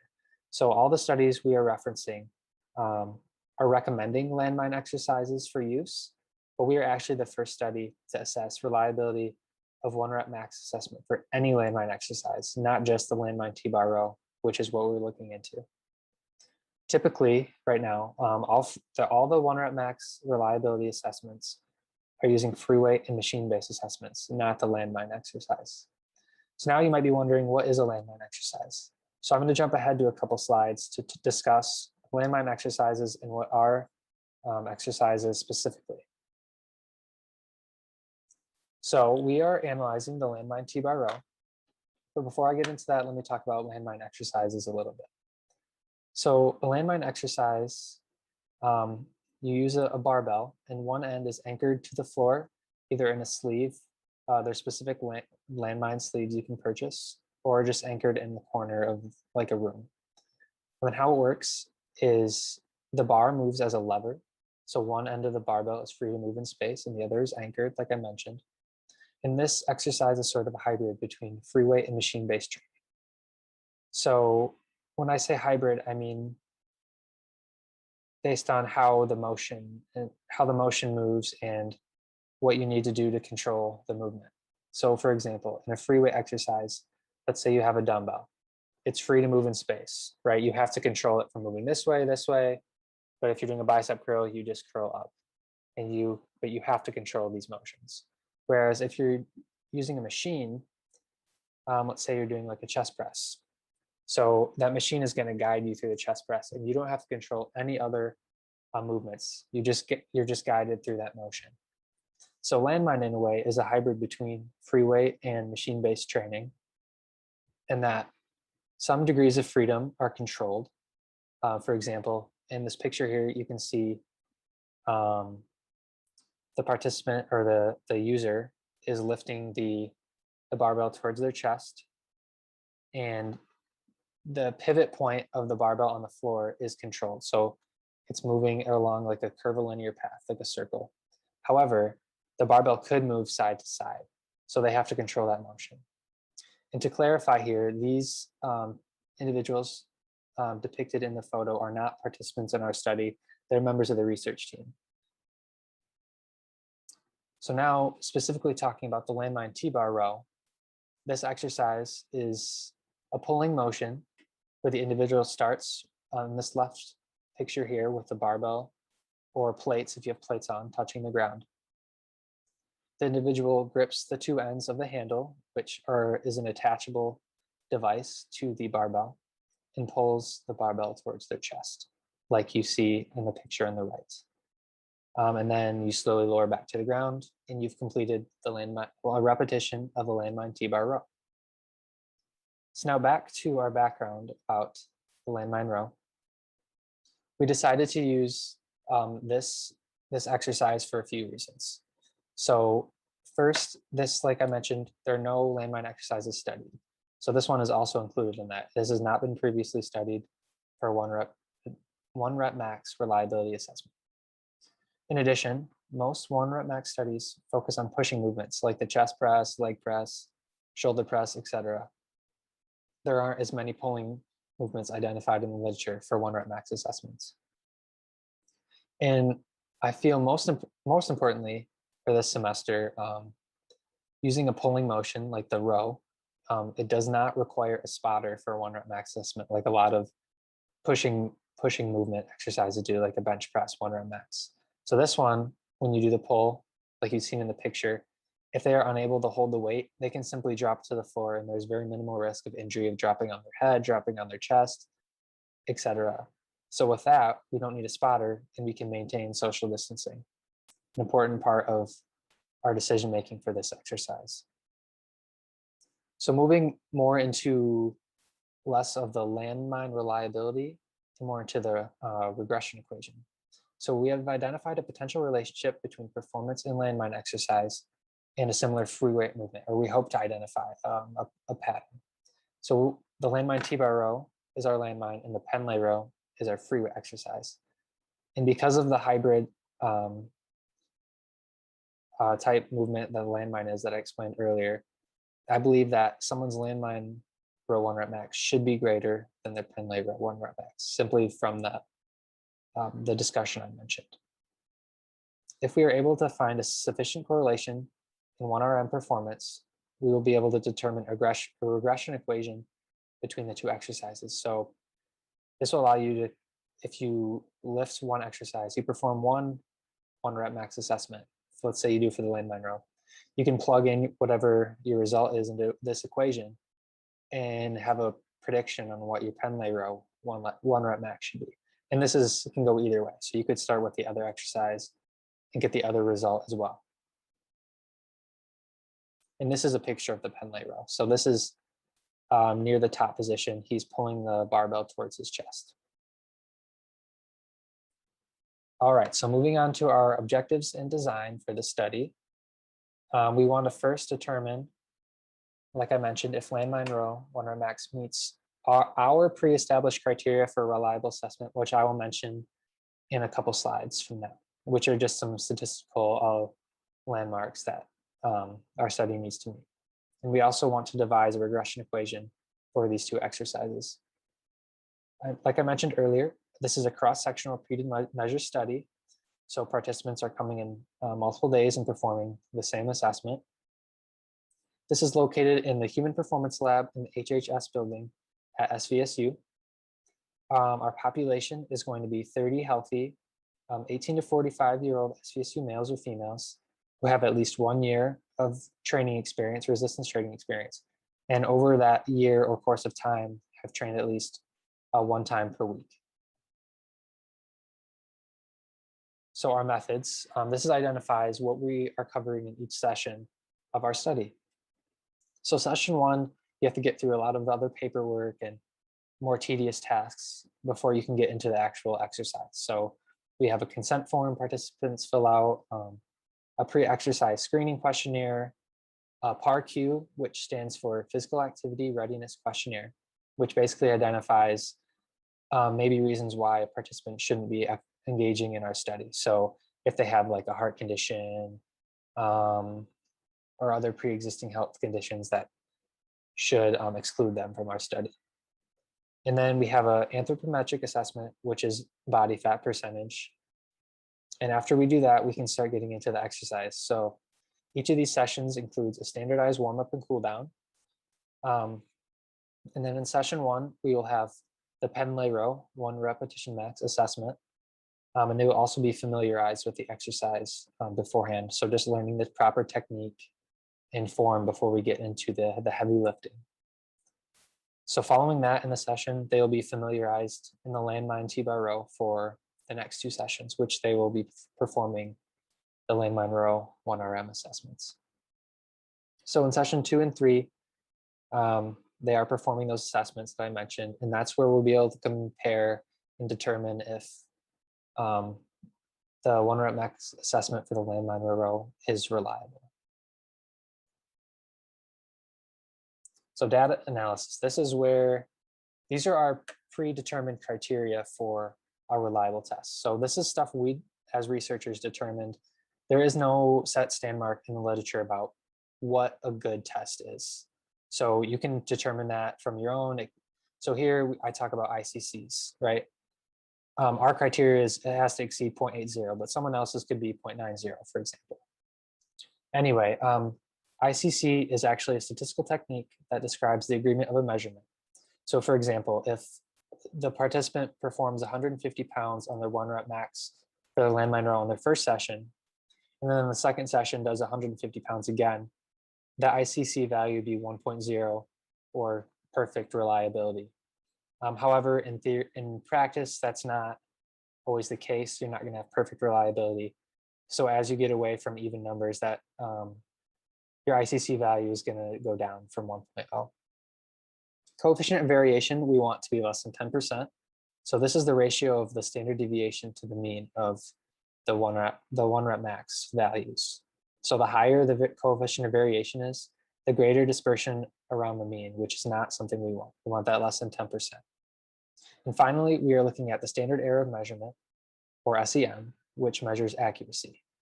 So we want it less than the effect for meaningful changes in strength. And so another statistical analysis that we're going to use, it's going to be for determination of correlation between the 2 exercises, Pearson product moment correlations, and the strength will be interpreted by a classification scale in that study that I have referenced there. So moving on to our discussion, we want to inform a recommendation of 1-rep max landmine row reliability, like I've mentioned. So this will allow practitioners to track improvements in 1-rep max strength over time through their training programs. So you can track their outcomes, whether that's in strength and conditioning or research, etc. And in addition, we want to allow for future research on landmine exercise 1-rep max for different exercises, and allow our data to allow for accurate a priori sample size calculations for future studies. So they know how many participants to recruit and what their power, the statistical power needs to be based on those participants. And finally, we want to determine that regression equation. So they don't have to, so practitioners don't have to do multiple 1-rep max assessments for a row exercise. They can just convert between the 2. Some practical limitations have, one, been recruiting enough participants, especially with COVID. We have not been able to get that many simply because people are busy, people are less willing to go out. And in addition, our broad inclusion criteria. So maybe in that 18 to 45 age range, we have variations, and maybe someone who's 18 is going to be able to do this a lot better than 45-year-old, and that could affect our results. So thank you guys for listening to my presentation. If you have any questions or would like to sign up, you can either reach out to me or sign up directly. Reach out to Dr. Merrick Lincoln at MALINCOL@svsu.edu. And so a quick shout out to the UGRP program that funded our study through a grant. And if you have any further questions, feel free to contact me at sjmcgraw@svsu.edu. Thank you.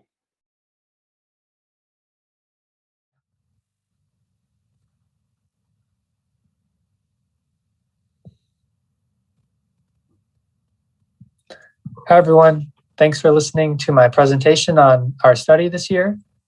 Like I said, my name is Stephen McGraw. I'm a fourth year here at SVSU, and I will be attending PT school in the fall at Grand Valley. So to answer some questions, Merrick asked, what is the difference between the characteristics of the resistance when using a landmine T-bar row and the free weight row? So when you're doing a landmine T-bar row, you're only having to control a couple planes of motion. So there's also a variable resistance as you lift this barbell. As the barbell angle gets steeper and steeper, the resistance felt by the user actually changes. So at the bottom position, you're going to be experiencing more weight than you would at the top, just because that angle is steeper at the top compared to the bottom. And then the free weight row, there's no variable resistance pattern. You're lifting it straight vertically, and that's in that motion, you're only having to control, or you have to control all planes of motion. So you have to use a lot of stabilizing muscles to control that motion, versus the landmine T-bar row, you're just moving the barbell on a curved path and only have to control side to side and up and down rather than all three planes of motion. And then Merrick also asked, what did you learn during your winter 2020 UGRP sponsored study influences study design in any way? So we found in our previous study that the goniometer app that we used to measure an angle of the barbell was the most reliable form of measurement when measuring resistance for the barbell angle. So you just set the goniometer app on the barbell, and it measures and we put that in an equation that measures the load encountered by the user. Compared to, we use a goniometer, which is just like a limb angle measurement. You could measure someone's the angle of their knee, or also the height. So we use a stadiometer to measure the height of the barbell, and then plug that into equation to figure out load. But the goniometer was the most reliable, so we were able to implement that into this study.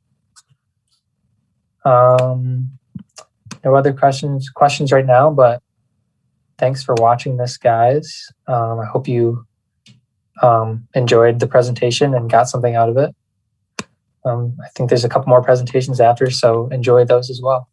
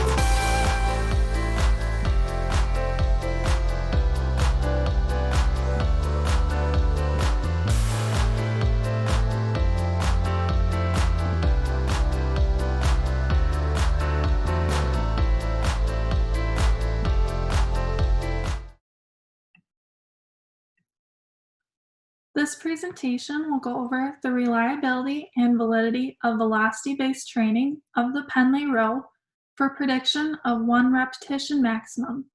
It is a cross-sectional repeated measures study design protocol. My name is Kimberly Molker. I'm an exercise science student here at SVSU, and I worked with kinesiology faculty, Dr. Merrick Lincoln, Dr. Taylor Rowley, and Dr. David Berry on this project.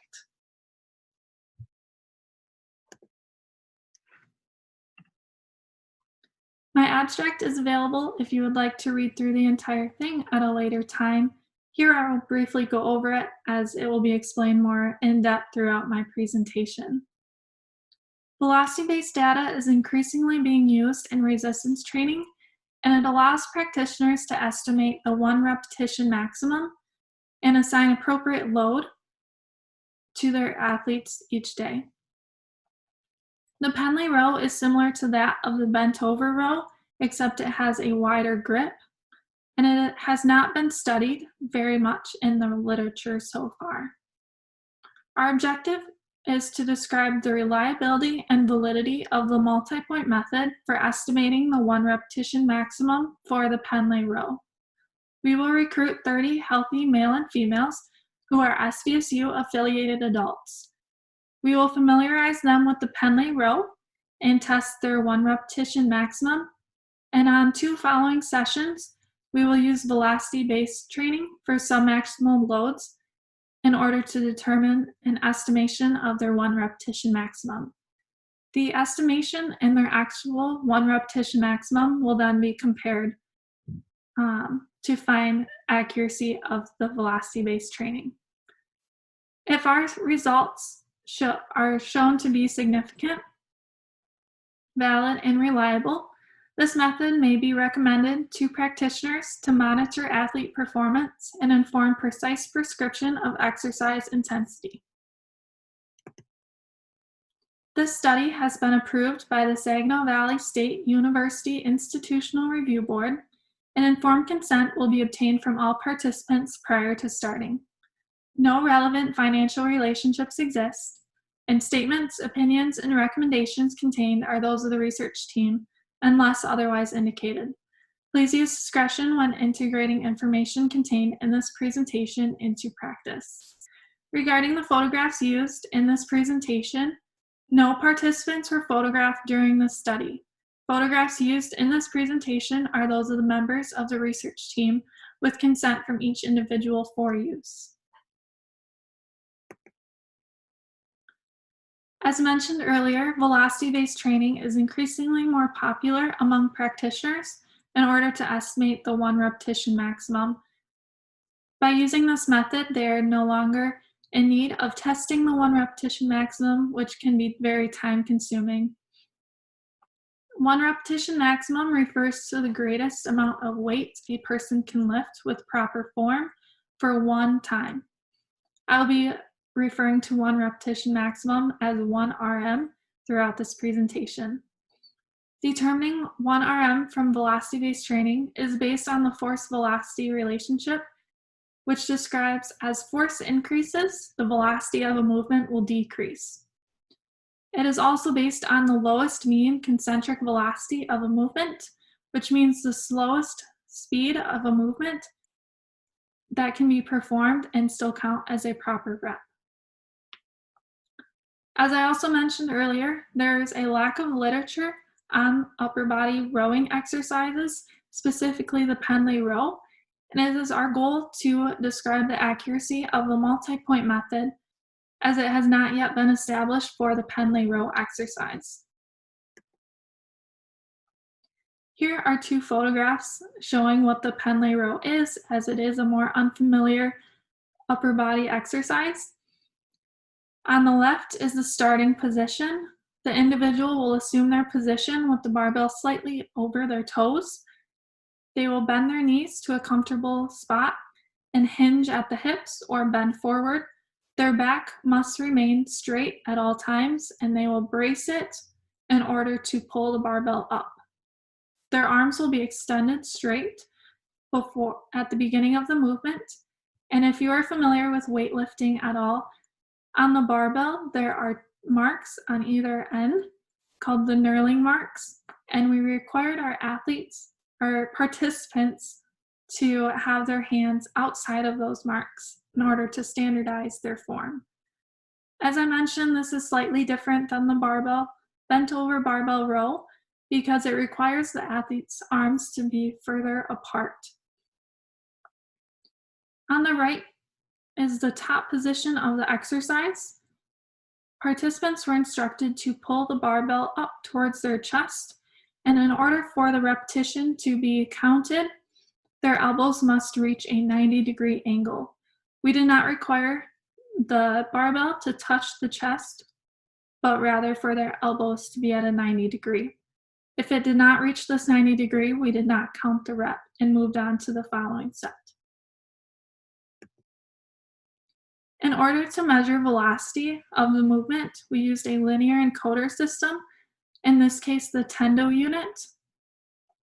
The unit, as seen on the left, was placed on the floor and attached to the left collar of the barbell. It then has a wire which is placed to the device placed on the barbell rack. This measures velocity by using a string which is attached between the Tendo unit and the barbell. And as the participant pulls the barbell up, the velocity of the string is measured and shown on the screen, which is shown on the right-hand picture.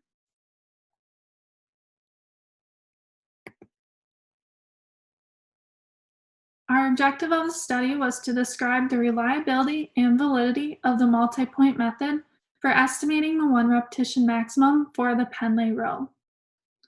It is a cross-sectional repeated measure study design that will take place in the Human Performance Lab on the campus of Saginaw Valley State University. We will recruit 30 participants, both male and female, who are minimally recreationally trained for 1 year. This means that they have resistance exercise experience for a year or more prior to becoming a participant in our study. The ages specified were 18 to 45 and were SVSU affiliated adults. During the first session, the participants will be familiarized with the Penley row, and their 1 repetition maximum will be tested for use in the following sessions. In order to test the 1 repetition maximum, a participant begins with using light loads and works up in intervals, adding 5 to 10 pounds, in our case, to the barbell until they are no longer able to lift the barbell with proper form. On the following 2 sessions, we measured velocity of the barbell with submaximal loads. These loads were determined to be 40, 55, and 70, as well as 85% of the participants' 1 repetition maximum. Sessions 2 and 3 were test-retest sessions, which means we did the exact same protocol on both sessions 2 and 3, and this helped us to compare the results of these 2 sessions to determine whether or not they were accurate. We then did a data analysis on the multi-point method. The validity will be determined via the Pearson correlation and paired t-tests with effect sizes, while the reliability of the method will be described via test-retest coefficients of variation, intra-class correlation coefficients, and standard error of measurements. This analysis is important to determine whether our results are accurate and should be recommended for use to practitioners following the study. Here shows some example data. This data is only for presentational purposes and is not accurate data taken during the study. Based on a recent article published by Laturco and colleagues, it showed a linear regression of different bent over rows as well as standing rows, and at the same submaximal loads that we chose. Here you can see the 40% of their 1 repetition maximum, where in this case it was 70 pounds, and the velocity was measured at 1.21 meters per second. Based on the force-velocity relationship, we would hope to see that as the load increased, the velocity would decrease, as can be seen in this chart. This last point right here is at the 80% of their 1 repetition maximum, and we see that the velocity of the barbell has decreased as the load has increased. From these points, we would determine a line of best fit, and the equation from that line would then be used to determine or estimate the individual's 1 repetition maximum. This estimation would then be compared to their actual 1 repetition maximum to determine the accuracy of our findings. There are many practical applications that can be found from this study. It is a very efficient method to determine the 1 repetition maximum, as it does not require direct testing. Many athletic populations work in teams regarding the strength training, and their exercise practitioners do not have the time to test each individual's 1 repetition maximum for each exercise that they are performing. Being able to estimate this and prescribe the exercise intensity or submaximal loads daily is much more efficient and less time consuming. Using submaximal loads and estimating their 1 repetition maximum reduces the likelihood of injury occurring from athletes trying to lift too much or overexerting themselves. By also monitoring the velocity changes, it allows for the control of fatigue and overexertion. If an athlete is lifting too much and their velocity is decreasing, the practitioner will be able to decrease the load. And if they are, or if the velocity is too slow or too fast, the practitioner may be able to increase the load to be more effective for the athlete. Here we can monitor the strength changes most effectively to see positive impacts on performance and strength gains. Here are my references. Please take some time to read through them if you so choose.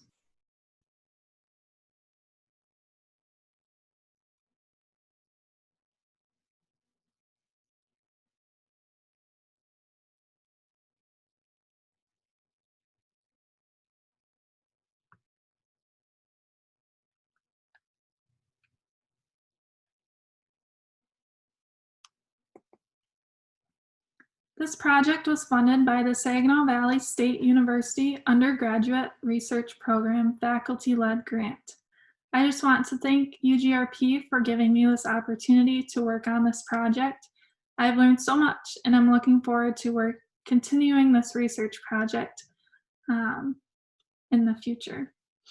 Here's my email. If you have any questions regarding this study, please get a hold of me, and I will be happy to get back to you. Thank you.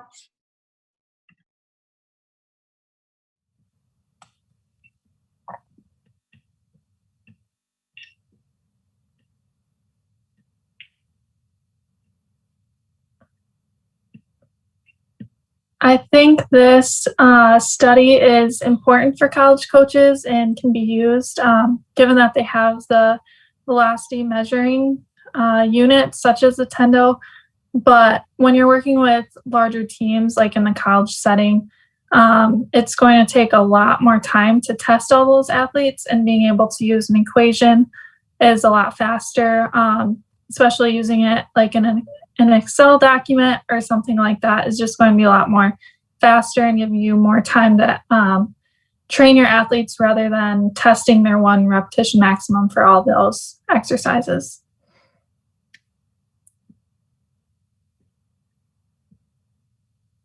If there's any other questions, leave them in the comments. If not, thank you for joining this presentation and allowing me to share this study with you.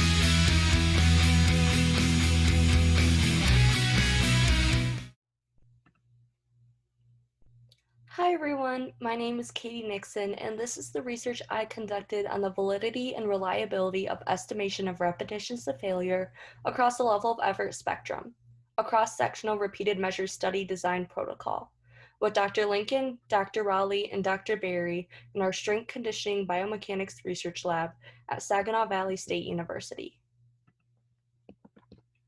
This is the abstract that I submitted for my research. The goal of this research is to assess the validity and reliability of the repetitions in reserve scale in the landmine T-bar row exercise. To our knowledge, the repetitions in reserve scale has not been assessed after each individual repetition in an exercise set yet, and the scale has not been assessed using this row exercise. Our data has the potential to help clinicians make educated decisions on the usefulness of the repetitions in reserve scale in practice, especially with this particular rowing exercise. As for our conflicts of interest prevention statements, we have our ethics approval and consent to participate. The study has been granted ethical approval by the Saginaw Valley State University Institutional Review Board. Informed consent will be obtained from all participants. Next, our disclaimer. Statements, opinions, and recommendations contained are mine unless otherwise indicated. Please use discretion in clinical reasoning when integrating the information contained in this presentation into practice. Our financial or product disclosure, none and nor are we endorsing any specific type of product. And finally, our unlabeled/unapproved uses disclosure, no relevant financial relationships exist. Additionally, any photos or videos used in this presentation are not participants. Each participant that did participate in the study was asked to fill out a consent form to allow their data to be collected and used for research. This research study is IRB approved, and for clarity's sake, this presentation is a protocol, as the data collection for the study is currently underway. Perceptual effort is a tool that is frequently used in exercise training to individualize the experience. It allows clinicians to base frequency, duration, and load of exercises based on the amount of effort the participant needs to put forth. Unfortunately, there are several different definitions of perceptual effort, which makes consistency and reliability of the practice difficult. The definition of perceptual effort that we will be using for this study is a cognitive feeling of work associated with voluntary actions. Repetitions in reserve is closely linked to perceptual effort. Using a repetitions in reserve scale, the participant will be asked to estimate how many repetitions they have until failure. This scale, much like the perceptual effort scale, is always subjective. The participant gives their estimate and the researcher or clinician simply records it. Like perceptual effort, there are many accepted scales for repetitions in reserve. However, for simplicity's sake, we will be using the scales proposed by Hackett. This scale simply asks the exerciser, how many repetitions do you have left after each repetition, and the exerciser replies with their estimate. For methods and design, our objectives are to report the validity and reliability of estimating repetitions to failure for a rowing exercise. The design of the study is a cross-sectional repeated measures study to take place in the Human Performance Lab on the campus of Saginaw Valley State University in University Center, Michigan. Our targeted population are healthy 18 to 45-year-old SVSU affiliated individuals with a minimum resistance training background of 1 day per week for the last year. Also, they must not have any present or recent injury or surgery that prevents the participant from upper body horizontal pulling exercises, gripping heavy weight with both hands and supporting heavy weight throughout the lower body and trunk from a forward bent posture. This study consists of 3 sessions. The first session will primarily be a familiarization session, along with the initial paperwork that the participant needs to fill out. The participant will be taught how to complete the Penlay row and landmine T-bar row exercises. They will also be asked to complete the consent form. The second session will consist of testing the participant's 1 repetition maximum value, and then a set of repetitions to failure at 80% of their 1 repetition maximum. A long rest of at least 8 minutes will be given to the participant between their 1 repetition maximum testing and the set of repetitions to failure. A study completed by Fernandez found that an 8-minute rest gave enough time for the participant to fully recover from the 1 repetition maximum testing. During the set of repetitions to failure, the participant will be asked to pause after each repetition and will be asked, how many repetitions do you have left? They will then respond with their estimate and will immediately move on to the next repetition. The third session will be an exact mirror of the second session. This is the video of a visualization of what a set of repetitions to failure will look like during sessions 2 and 3 of our study. As you can see, the participant in this case is Michael. He's a member of the research team and not an actual participant. He starts in the bottom position with feet shoulder width apart, gripping the handle at either end with the bar between his legs. The bar is attached to the ground on one end, which makes this a landmine exercise row. Michael maintains hip flexion throughout the exercise and aims to keep his back straight. He then is going to transition into the top position. So he'll transition here. And you will see that his elbows should be bent at a 90-degree angle. His hips and back should remain in the same position throughout the entire exercise. To his right is actually myself. And then I'm going to continue to play this.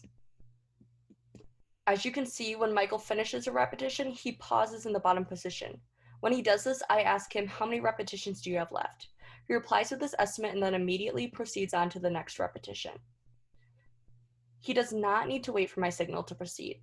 This process continues until Michael reaches failure. Again, this is how the sets of repetition to failure will look like in sessions 2 and 3 in our study. Additionally, Michael is not a participant, but is actually a member of our research team. I blocked out his face for privacy's sake.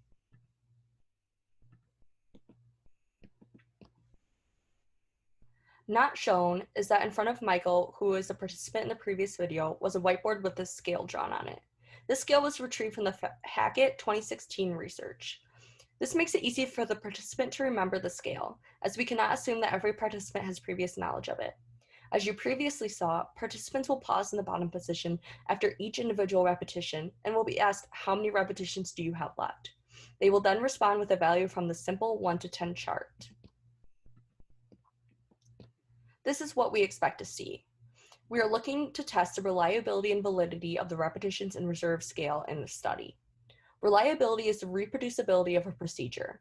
Can we reproduce it and find similar results? In order to test reliability in the study, we are measuring the interclass correlation coefficients, ICCs, and using repeated measures ANOVA. The interclass correlation coefficients will be our primary outcome. The repeated measures ANOVA is a means to look for differences within the data we collect. Validity can be described as the extent to which the scale is accurate. To measure this, we will be using Pearson's correlations and absolute error. Pearson's correlations are simply testing for similarities within the data. It is taking a look at how similar the participant's estimated repetitions until failure is to the actual reported repetitions until failure. The higher the Pearson correlation is, the more accurate the participant's estimate is. Absolute error values will also be found for each repetition in order to break down the accuracy of the participants' estimates throughout the exercise set. In this graph, you can visualize what we expect to see from our data collection. The x-axis represents the actual reported repetitions to failure, while the y-axis represents the participants' estimated repetitions to failure. We expect to see participants' estimates become increasingly accurate as they approach failure, especially with 3 or less repetitions until failure.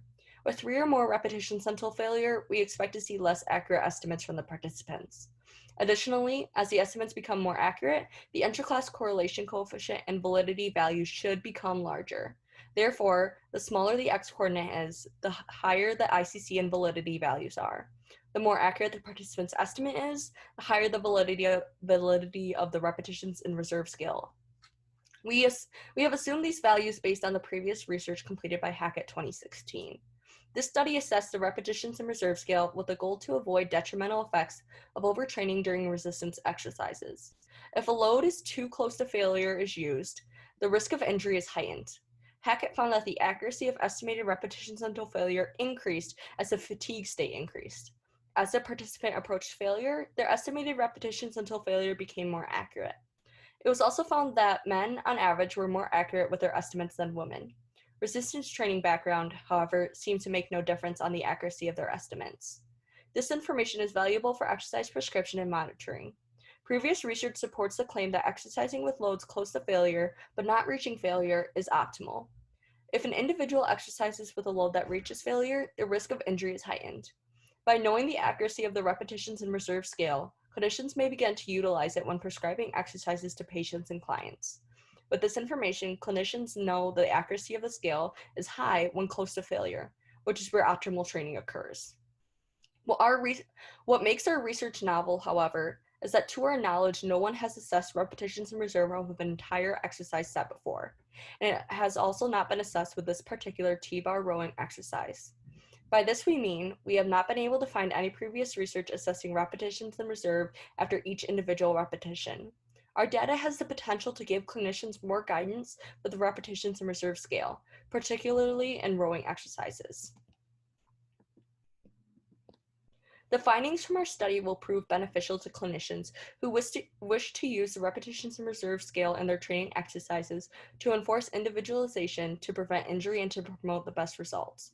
Our findings will help clinicians determine if the scale is a reliable tool to use when training their clients and patients. If this tool does provide to be useful, it has the capability to promote successful strength training sessions, specifically pulling exercises, such as the row. Although the repetitions and reserve scale is well developed and researched, its background in pulling exercises is lacking.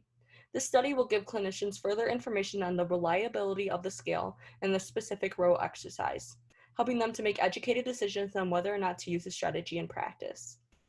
In order to maintain consistency within our study, we will use the same question and phrasing with each participant. In addition, we have stated the definitions of perceptual effort and repetitions in reserve that we will be using, as we feel these are most appropriate for our study. This data is important to clinicians, as the repetitions in reserve scale may be beneficial when prescribing exercises.